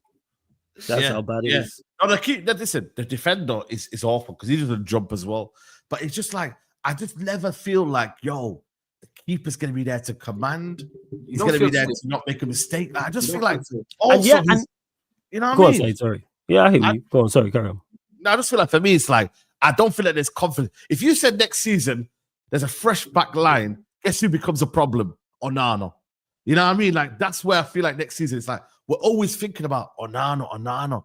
Like, because another thing, Saeed, as well, that we've seen in the past, Onana was with the Ajax team that did very, very well and went very far in Europe. And we saw Onana with an Inter Milan team that didn't lose the ball and went to a Champions League final and lost only by 1 goal. So my point is, as much as he makes mistakes, you can still achieve very, very high levels and then remove him. I don't think you can reach the quarterfinals of anything with Maguire and Bruno. You see my point? It's just like, I agree. I'm not arguing the mistakes. Sometimes sometimes his mistakes are so bad that there needs to be an inquiry. Like, did you do this on purpose? Because you can't be serious. I hear it. It's terrible at times, but still, he has been in multiple good sides. I agree. I think that's worth something. Yeah, he is. And even like, you can be a good guy. Like, we've seen it. The Hay was in a bad team. That's why he got Player of the Year. What was it? 3 years in a row? 3 out of 4 years. Like, he's just, don't get misunderstood. That's why I don't like the whole priority areas. Everywhere's a priority in this team. Everywhere, brother. Goalkeeper's a priority. We need a left-sided centre-back. We need a winger. We need a central midfielder. We need 110. We need 1 striker. Literally in the back 3 system, I've just named every position. There's at least 1 player. And if anyone on the panel goes, hey, we need something more, I'm not even going to argue you down. If someone says, hey, we need another centre-back, 2 centre-backs, I hear it. We need 2 central midfielders, hear it. 2 10s, same. 2 strikers, say, I'm never going to push back about any improvement. That's how far away we are. So everywhere's urgent. Preferably you go down the spine of a team. That includes the goalkeeper at the end. Because he's costing us. He will continue to cost us this season, and he's going to cost us in one of these cup competitions. Whether it costs us a place in the next round of whichever cup, is going to happen. I'm telling you, at some point right now, he's going to cost us. I'm thinking it's in Europe. Going to be a close tie, and he's going to make a bozo mistake. Yeah, just like the Brighton game. My main problem with Onana is actual shot saving. You know, like, with a keeper, you got to like split their characteristics, maybe shot stopping, high claims, the ones they tip around the post and so forth. Onana, shot saving, I feel if you're opposition team in and around the box and you shoot on our goal, you've got a chance, because even if Onana makes a mistake and it's a calamitous mistake, or even like the one it didn't lead to a penalty yesterday because obviously VAR overruled it. But even that, he's parrying right into the central part of the goal. Why are you parrying it to the central part of the goal? You parry it to around the post. That's like basic day one's coaching for youth young footballers. I don't know why he does it all the time. Even that what you brought on the screen, it's like he's over dramatic, and there's just no composure. There's no safety net. It's too much. Yeah, dramatic. Can we speak on coaching though as well? What you said there, though, Wasim, is you know what was bizarre? Amorim, after Onana having a great season and top clean sheets, Amorim came in and got rid of his goalkeeping coach. Do you know what I mean? The new one that he got, and then he got a whole new goalkeeping coach, and then he's had a complete collapse in form again. So that there, Amorim should be looking at and thinking, well, how old is that goalkeeper? It's like 61, isn't it? You know what I mean? He's an old man. So I don't know, man. It's, you know what I'm saying, you know? Yeah, how fresh his training is, and bro. Weird decision. Don't know what's going on. A couple of super chats coming through.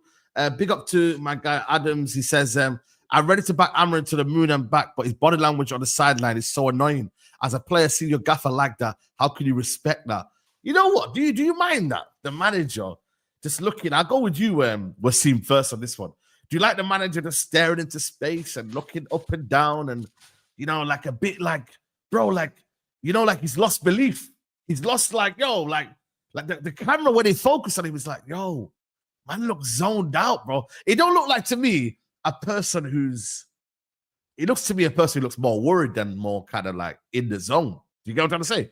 Yeah, I get you. That super chat was actually a really good super chat because I notice it during games. It's like I don't know if he's one of those individuals that can't hide their emotions, because we get people generally in life where in a certain situation they can't hide their emotions. They might smirk, they might smile. They can't hide their emotions. I think he shows his emotions too much, and it's too much of in a, you know, like the terminology like worrying or despair, those sort of, you don't want that. You want your confidence in your manager, even if you're going 1-0 down, to stand there. You don't need to show all this emotion, and because that's going to filter onto the pitch. I think he does it a bit too much, because even like say Klopp is very active on the touchline, it's not always like this worriness or those sort of emotions. It's more get back into it, that sort of more backing his team sort of way. I feel Amorim, I think he talks too much, and I think he's in his emotions too much, and I think he shows too much. Because if you look at Sir Alex purposely used to sit on his seat because he knew that when I do stand up, it's going to be a difference, because now the players realize Fergie's off his seat. If Fergie's off his seat every single time, it's not going to have the same impact. You know what I mean? 100%. Yeah, but that's an old Fergie. That's an old Fergie, very young Fergie. He was always on the touchline screaming and shouting. Do you know what I mean? A young Fergie. You got to remember, Amorim's a young guy. He's still very new in this game. Do you know what I mean? A lot of these managers we talk about, they're much older and much more experienced. And I feel like him learning on the job right now. And I feel like he's one of them kind of managers, one of them kind of people that is quick to learn. He understands. Because you hear him talk. He knows. He's not delusional in his speech. He's very articulate and he gets it. And it's just one of those where right now he feels like we feel like, what is this shit I'm watching? What have I got to do on the training ground? I see him perform well, but then he little does he, well, maybe he does realise that the reason why they're playing well in training is because they're playing against each other. Do you know what I mean? And they're so bad. That's why they're playing so well. Do you know what I mean? It's because they're not playing against any kind of decent opposition. What we need some more training against opposition. Those behind closed door things, but. So he's there. He's got his head in hands because he knows it's a big job. I feel like any manager will come in and realize it's a big job. It's just one of those. But I agree. Job, exactly. So that's why the whole conversation about being young and learning on the job. You don't learn on the job at Man United because you never do. You can't. I got years ago, but now that's where we're at. We can't go and get a top team. We can't get Zidane. We can't get one of those managers. We can't get an Inzaghi. Do you know what I mean? We can't get a Diego Simeone. We can't. They're not coming to United. I think we can. I think we can, because you know what? The setting at United is not fair. Like, this is not. It's not fair if you compare it to other clubs. You need success. You need to deliver. You need to do it quick, and you need to do it a certain way. So that's why the standards and the requirements are so big. Because it's not a fair job, and that's why it's not a right. It's very much a privilege. Like, you don't get to learn on the Yeah, job. but You why know, has Inzaghi wanted to come to Man United, Adam? Come on, Inzaghi's not Be coming to honest, United. yeah, I'm not gonna lie to you. I've been agreeing with. Why would Inzaghi want to come to United? you need to behave as like a big club. Like other clubs. Throw money at it, though, Adam. If we're throwing money at it, we're going to the situation again. We're not even overspending. throwing Do you know what I money, mean? And it's he's not coming just for the money. Yeah, It's just throwing money. And you know what? At times, money solves problem. But if we don't respect ourselves and treat ourselves the way we should, others are definitely not going to do it. Yeah. So you need to set an example. But you look at Liverpool with Klopp, like they went for you can't say unproven, but a manager that was on the way up. Do you know what I mean? He wasn't already there. Like he wasn't a top tier manager that had been around the different clubs and won titles all over the place.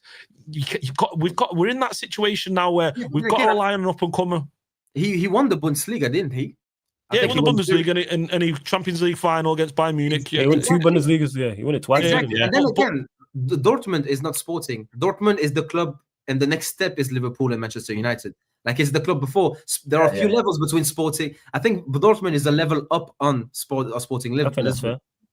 So but you look at Jose Mourinho at Porto, having done what he done, and then he gets a move to Chelsea. He was special though. Yeah, because of the treble. Yeah, it's like, man won the Europa League and then won the Champions League the year after winning the league. Here the thing is, managers, you're always going to learn on the job because managers never stop learning. Ancelotti, for example. However, when you're at Manchester United, you got to learn fast. That's what you have. You have to be moving at a super speed in regards to, there's no sugarcoating it. Like, you have to be picking up things quick and you have to be leveling up fast because results based. Because we know he's young. We know he's young. The board knows that he's young. And he got given the job anyway because they thought and we thought he has what it takes to do the job. We didn't consider age a factor because we thought he was competent and good enough. That's why he was good. Exactly. But if we start talking about the age and him being young, it's not telling me that he needs time. It's telling me we did a mistake in the first place. Yeah. Like, I don't think it's interpreted the right way, this. No, absolutely. Big up Lions Den said, Saeed, when Amorim took over Sporting, he finished 4th. The following year, he got rid of a lot of senior players, promoted B-team players, and signed Nuno Santos and Pedro Gonçalves. He even moved Silimani out, top goal scorer. Yeah, that's the Algerian player, isn't it? Yeah.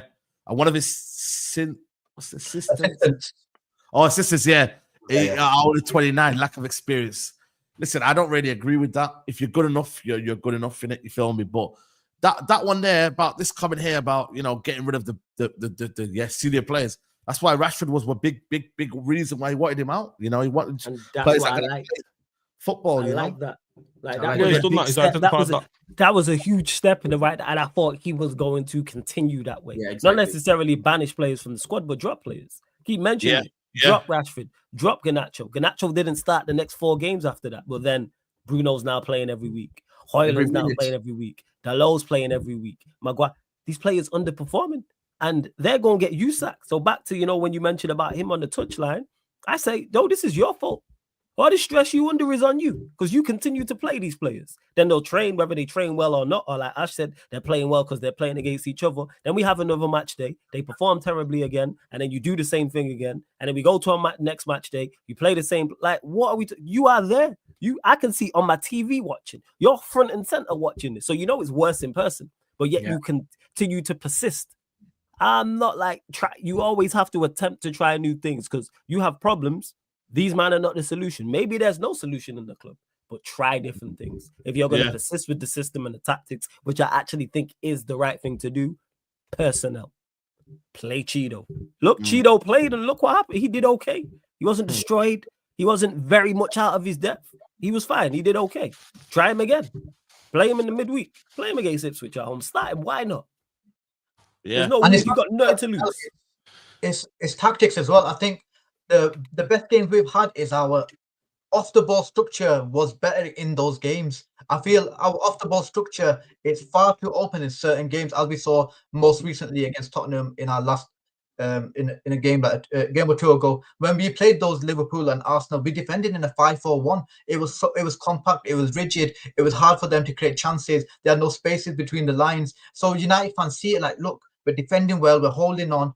we're not holding on necessarily, but we've got a good team shape. So then we can back that a bit. But sometimes then we go against that, or we go too far away from that. Maybe he's trying to impose his system, but maybe at right now, even though he's trying to impose his system, get on the football a bit more, that these players can't man-to-man press off the ball because they're losing third-man runners, they're losing duels. Yeah. Of course. Yeah. Just a quick one, right? Obviously, I don't really want to give it too much airtime, but I put it in the title, the Pogba rumors. Yeah, I was like, yo, these rumors need to stop, man, because people are saying he's been given a 6 month. Get him back right now. Get him back right now, Saeed. Do you know what I mean? Get him back right now. Pog back. The sequel. Not the sequel. The trilogy. The trilogy. Yeah, it is the trilogy. Look at this guy. Trilogies are always better. Do you know what I mean? We need a big old trilogy. No. Don't do that. Trilogies are normally not all that, you know. Trilogies are not normally all that. Like, take out Marvel. Godfather trilogy. I mean, the third wasn't the best. Okay, okay. I'm telling you, outside of Marvel, trilogies don't normally do too well, man. You know what I'm saying? They don't really do too well. Nah, he's got something to prove now, though. He's got something to prove now. I've never watched it. However, would Pogba be available now, or would it be next season? No, in about. Available now. If he's available now, get him in. We're desperate. We got no choice. Bro, we have no choice. That's what I'm saying, flawless. Saeed, we have no choice till the end of the season. Why not? Why not? Bro, we don't need Pogba, man. What? Ain't no saving. We don't need a midfielder. It's not about saving. It's about we are desperate. It's about having another body that can play football. We are desperate. We are homeless, and you complaining about the bread being white and not brown. Eat that sandwich. Eat the sandwich. The past. You talking about gluten free? Yo, eat a fucking sandwich. What are we talking about? We ain't 8 months. What's wrong with you, Saeed? You're talking about someone who wants to bring Paul Pogba back in, but I'm looking at the whole scenario, the situation he's coming into, the environment he's coming into, right? The lack of what identity we've got right now. Paul Pogba in a midfield too. I can see him. No, I would play him in the 10. Play him in the 10. I play him in the middle. I play him in the middle next to Ugarte. I think it'd be brilliant there. But imagine. That's crazy. That's ludicrous. Nah, you play him in the 10. Play him in the 10. Ludicrous. I think that's his best position if we have to pick. Nah, you play him in the 10. Yeah, but you don't know if he's not this is a different animal anyway. This is a different animal. But Pogba, he's just had a couple of years out. He's back. He's focused. He's fully. He's got something to prove. I'd only have him till the end of the season. Literally, it'd be like a 3-month deal, just to the end of the season. Saeed, he's our best 10 right now if he joins fit. Who's better than him who's currently fit? Yeah, he's also our one scapegoat when he arrives. 100%. That's what I'm saying. You might it deep in that. I don't care. That's true. That's the one We're thing. 15. I'm not talking about, don't bring him back. We are 15. I care about Paul Pogba. So do I. Pogba Bruno, man. But I also care more about Manchester United. Bring him back. Would you bring back Fred? Would you bring back Fred back? Yo, we have him back. If he was for 3 months, yes. Get him back, man. For 3 months. We're always looking back, man. But it's not about looking back. Mate, we're 15th, Saeed. What are we doing with 15th? We're looking at Anthony trying to get him back. I ain't trying to get Anthony back. Yo, bro, we're moving forward, man. Trying to move forward. Saeed, I'm talking about, it's not a step backwards because I'm talking about from now till the end of the season. Because we are in desperate times. Bear in mind, when you asked me about this previously, I said no, because we spoke about this in the January transfer window. Had we done some business, my stance on it would be different. Exactly. We are 15th. We haven't scored in the first half of 17 games, and you're turning down a player for potential change. Take any help we can get. No, but hold on a minute. If you bring Paul Pogba back, it would make a difference to this Man United team. Yes. Take any help we can get. 15th to where? 15th to where? 15 to maybe 14. No, actually, scratch that. Forget the league. I think you could help us win one of those 2 trophies. Forget the league. You could help us win one of those 2 trophies. Saeed, quality man. He could be the difference. How long has he not played Paul Pogba, by the way? He's not played in a long time. He's not played in a long time. He's not played in a long time. He needs training. He needs time to adjust. That's bring him to a bad environment, man. Yeah, anyone's coming to a bad environment. You can play him for 20 minutes at the end of the game. Throw him out there for 20 minutes. I'm just not doing it, man. So you don't think he could make a difference in a cup competition for us? I think he could do something in a one-off game. Don't get me wrong. Yeah, cool. That's where I'm at. But my thing is like, I just look at United now. Everything we touch right now He's better than everything we have for this time How period. old is he now? 32. 32. Think 32. Yeah, 32. Right now. He's going to be prime. 32 in March. Why are we not taking him from February till May? Isn't he 31? I think. Little 3-month deal, man. Doesn't matter. Though. I double Yeah, check. he'd be, yeah, 32 in like, March. why not? Yo, 32 just March, March, April, May, man. Just a 3-month loan, like not loan deal, 3-month deal, and that's it. And then you let him go in the summer. If you look, but I Come agree. on, do you know what I mean? Do you imagine? You know, I understand, Saeed. He's been very badly treated by the fans. Pogba 100%. with the air and bro, all the that. whole Imagine, come situation, on. man. I just look at the whole club right now. Toxic. Saeed, we got no vibes. We got no happiness right now. We at least need Pogba dancing. You know, Saeed, if you told me he's fit 100%, like he hasn't been sidelined for months, I'd say bring him today. Yes, I could agree with that one. But the fitness thing, I hear this, Football fitness, gym fitness is different. Yeah, exactly. Like I'm saying, if he was fit, not like to play, like if we knew he was playing or something, I'd say do it now.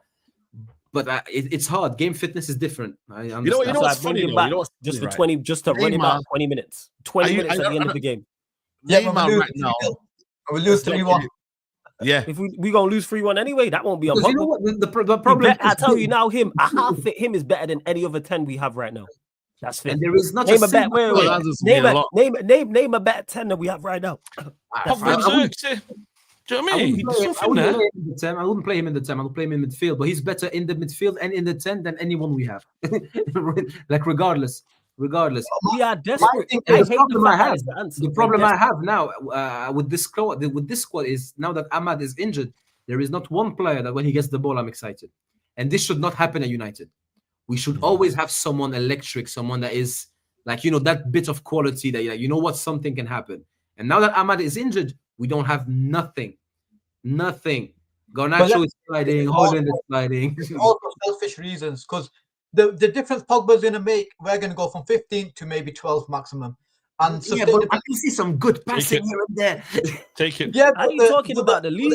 I'm talking about the cups. He could be the difference. I'm talking about my health. I'm talking about my health. I need to see good respect for Paul Pogba, for him to get scapegoated, to get abused, to get called out on social media, for Sky Sports to run their own propaganda like they did last time. I have too much respect for Paul Pogba to go through that again, I'll be honest. Yeah, pessimist. You got to be optimistic, man. You got to hope that this is the time. What a great decision. Yeah, he got his career back on track. Hey, Ashley comes back and helps us win the Europa League and FA Cup, and it just rides on. I hear you. I know that you're right, like fundamentally. Yeah, we know, but we need anything you know what? to I'm get doing right this now. for my own health. I need to see a good, cute passes here and there. It's been too long. Bro.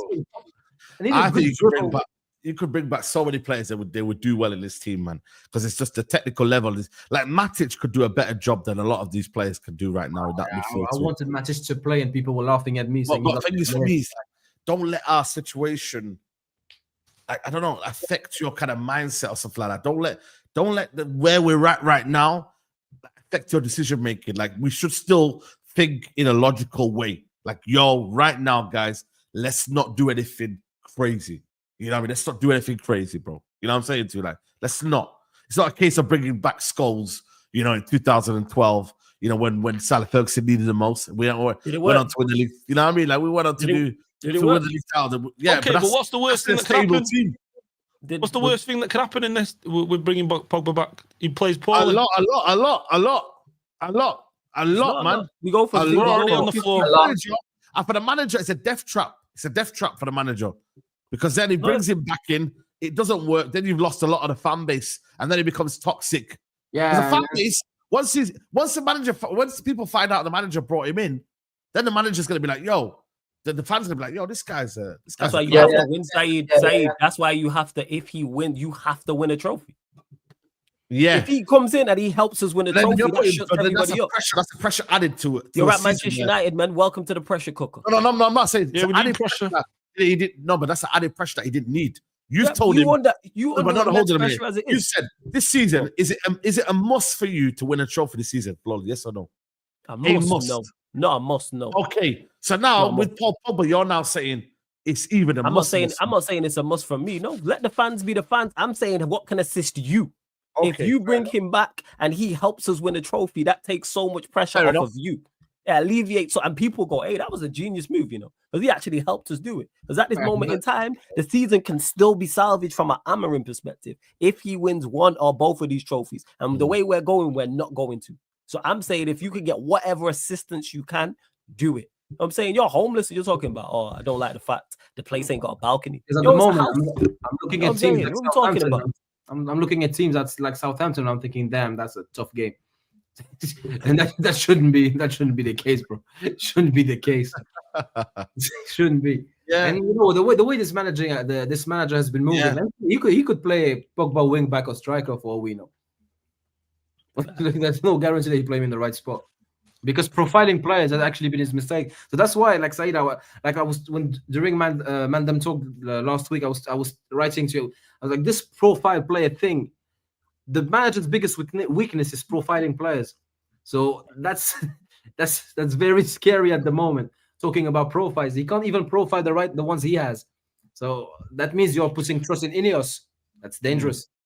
Speaking of profiles with Pogba, though, he's played in the back three at Juve. He's played in the back three with De Ligt as well. They played that 3-5-2. He was terrific in the back three. But then again, he had Pirlo and Arturo Vidal. That's not the same. Chiellini at the back, and Buffon in goal. These are some of the same fan base who said we should have kept Ten Hag. These are some of the same fan base that said we should have kept Oli. This is some of the fan base that said that Bruno's world class and Maguire is the answer and all this rubbish. Garnacho's the guy. So we need to stop paying attention to fans. And Amorim and the players and Manchester United as a football club need to do what they're supposed to shut us up. Go win. That's what it is. Success shuts up 99.9% of people. The reason there's so much conversation surrounding the club is because of how badly everybody is performing from top to bottom. So we're saying, hey, try and assist that. Try and help that. I'm not saying Pogba for next season. I'm saying as of right now, any help we can get. Because we are in dire straits. Any half-decent player walks into our first team. That's where it's at. And we don't seem to have the answers. So it's like, try something, attempt it. It goes wrong, so be it. We blame Pogba for a season, then he leaves. Then we got nothing changes in the summer. We still need to get rid of a whole heap of players and bring in a whole heap of players. But because this team has never been this bad, or at least in a long while. Because you know what? We've removed all of the quality players and we've kept the popular. Because if Ten Hag was fit, was there again, you could, like, if Amorim didn't send Rashford on loan, you could have Garnacho, Rashford, Højlund, Casemiro, Eriksen, Bruno, the Martinez, who else? Whoever he wants to play next to him. Like, he has his entire team still, or almost. So we kept the players that were favorites from the previous manager and from most of the fans. People were defending Garnacho, Rashford, Bruno, all of those players. And we removed all of the players that the fans didn't like and slated on social media and everywhere in the media. And we are realizing at the moment that we kept the shit ones. The squad has never been this bad, if you deep it. Because we removed, like, we got rid of Matic and Sancho and Martial and Pogba and Donny van der Beek and Mata and David De Gea and Chris Smalling before that with Ole and this and that. And the squad has kept getting worse and worse and worse. Even the flops we had with Jose, like Mkhitaryan. Did you look at the season Mkhitaryan had before we signed him? Like 20 goals and 25 assists, Bundesliga player of the season, Armenian athlete of the season. Even if it didn't work, that was the type of player to sign. Regardless, it's not a mistake per se. It's just that with hindsight. To be fair, he went on to the Champions League final and a Riyadh as well, didn't he? Afterwards, and he's unstoppable for Inter Milan. They play him all the time. Last super chat here. Just Waffler says, even though we need to behave differently, the media and rival club will treat us like us big bad Man United. Any United manager needs to be ready for that. Pogba would get racial abuse from the fan base, and Amorim out. He's rubbish. Big up to 7-inch Destroyer. Listen, we have to see, man. We have to see what goes on. Yeah, that's a wild name, man. I should not have said that. Big up. You said big up, but also you change your name, yo, I just call him Destroyer, yo. Yeah, that's what I call him. Change your name, bro. Change your name, man. Just read out the whole thing. Change your name, man. What's going on with this guy, man? That's not the first time as well. That's Saeed. I know, man, but it's like, yo, man, change your name, man. I read out the whole thing, bro. Like, Keep doing this. Hey, listen, I can't lie, man. It's crazy. Call him 7, innit? Do you know what I mean? I just call him Destroyer and keep it stepping, yo. Like, yeah, he read out the whole man. name, yo. You destroyed the channel now, man. Demonetized. It's crazy. Belay Visual comes in late, says, bring back Paul Pogba. But serious question, if Amorim wins both cups, should he stay? Me, personally, regardless, if he doesn't win either cups, he should be given another season. Yeah, I'm going to say right now, if he wins both cups, build him a statue outside the stadium. Because there's no way we should win 2 cups with this team. Bear in mind the Europa League and the FA Cup. If he wins 2 trophies, build a statue of him outside the stadium. Rename the new stadium the Amorim Arena if he wins 2 trophies. I think he wins the FA Cup. I think he wins the FA Cup, not the Europa League. I don't think he does. You know what? Because we need to start scoring goals in the first half at some point. Yes. Yeah. Yeah, he should be given another season. I'm with you, Belly. I think he should get another season. I think, yeah. But you know what? The thing is, I'm going to judge September and October very harshly. I need to see something. Bro, September, I don't know. When is September? What? September? Bro, like, can you tell me Ipswich? Can you tell me, yo, them games there, bro? Like, broski, it's going to get dark, man. Now to the end of the season, it's going to be dark, guys. So, I don't know, man. I don't know. I'm just taking each day as it comes, like flawless. Next day's tomorrow's Monday, Tuesday. We're not looking forward to Wednesday, but we have to watch it. Then we have to go forward to Sunday. We don't want to be there, but we're gonna have to be there. Exactly. You know what I mean? Old Trafford, and then is that game Sunday? The weekend? Was it Saturday? Yeah, no. This Sunday coming up is next Sunday is Fulham. Oh, it's FA Cup. Nah, I thought it was the Saturday game. Never mind. Go on, carry on. No, we're not, bro. You know what they do to us, man. They want us to play. You know what I mean? Nice kickoff. You know we're going out. You know. Okay. Yeah. So yeah, man. But let's see, man. Let's see. But guys, hit the like button, man. We're nearly at 700 likes. We're gonna wrap it up here. It's been a solid 2-hour show, man. It flew by. Honestly, man, these shows just fly by, man. Like, you know what I mean? Credit to the audience. Big up everyone who super chatted. Big up everyone who, the mods in the chat. Big up everyone who comments Sunday night. Big up Destroyer, man. Yeah, big up Destroyer. You know what I'm saying to you? And yeah, man, just big up everyone, man. Like, we're here, man. It's all about opinions, man. Like, if you're Amorim out, if you're Amorim in, if you're Amorim out, like, bro, like, we're just here to talk about football, man. It never needs to get personal. It never needs to get like we don't need to like shower each other. We don't need to cuss each other out. Like, let's just talk about football, man. Because nobody here knows the answer. If the guys at the top that get paid millions and millions here don't know what's going on, like, we're fans. We don't know what's going on. We're just giving our opinion. So that's what it's about, man. But yeah, man. Big up to Ash, man. Love for coming on as usual, man. No, I appreciate you having us as always, and to the boys as well, and the chat. Follow me, Ash Meppers, on socials. Again, I'd recommend. Listen, I get no money for this, but this is what we need. We need to send it to them. How to win the Premier League. Go get that book. Go read this book. Did you read it or did you? Yeah, I'm about 3/4 way through now. Do you know what I mean? What's the approach? Is it like organization? Is it data driven? What is it? Data driven. So it's the data science. It's the head of data at Liverpool. He was at Spurs.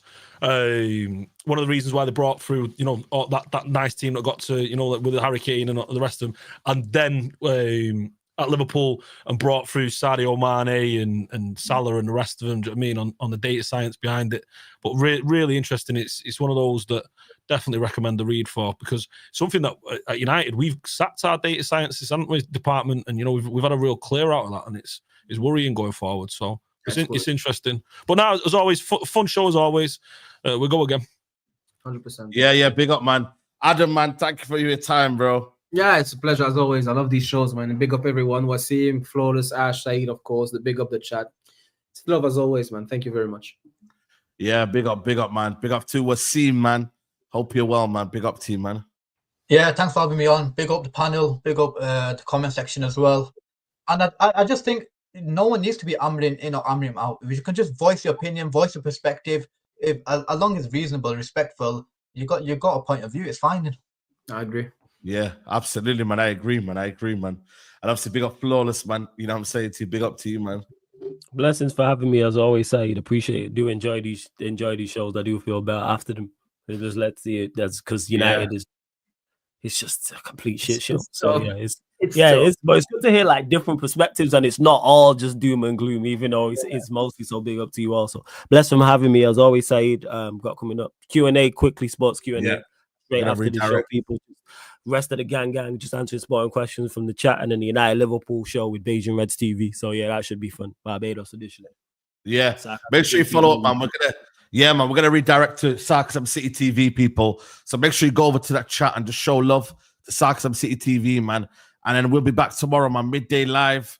Yo, a lot of casualties on midday live this week, man. Chelsea, Arsenal. Yeah, man. A lot of people drop points. It's only really Jordan and Roms, man. You know what I mean? Everyone else holding L's, man, on the midday live. So make sure you're there tomorrow, midday. And yeah, man, we'll see you a lot later, man. Let's see what happens next week. This time next week. Yo, next week's Sunday show, boy. We pray.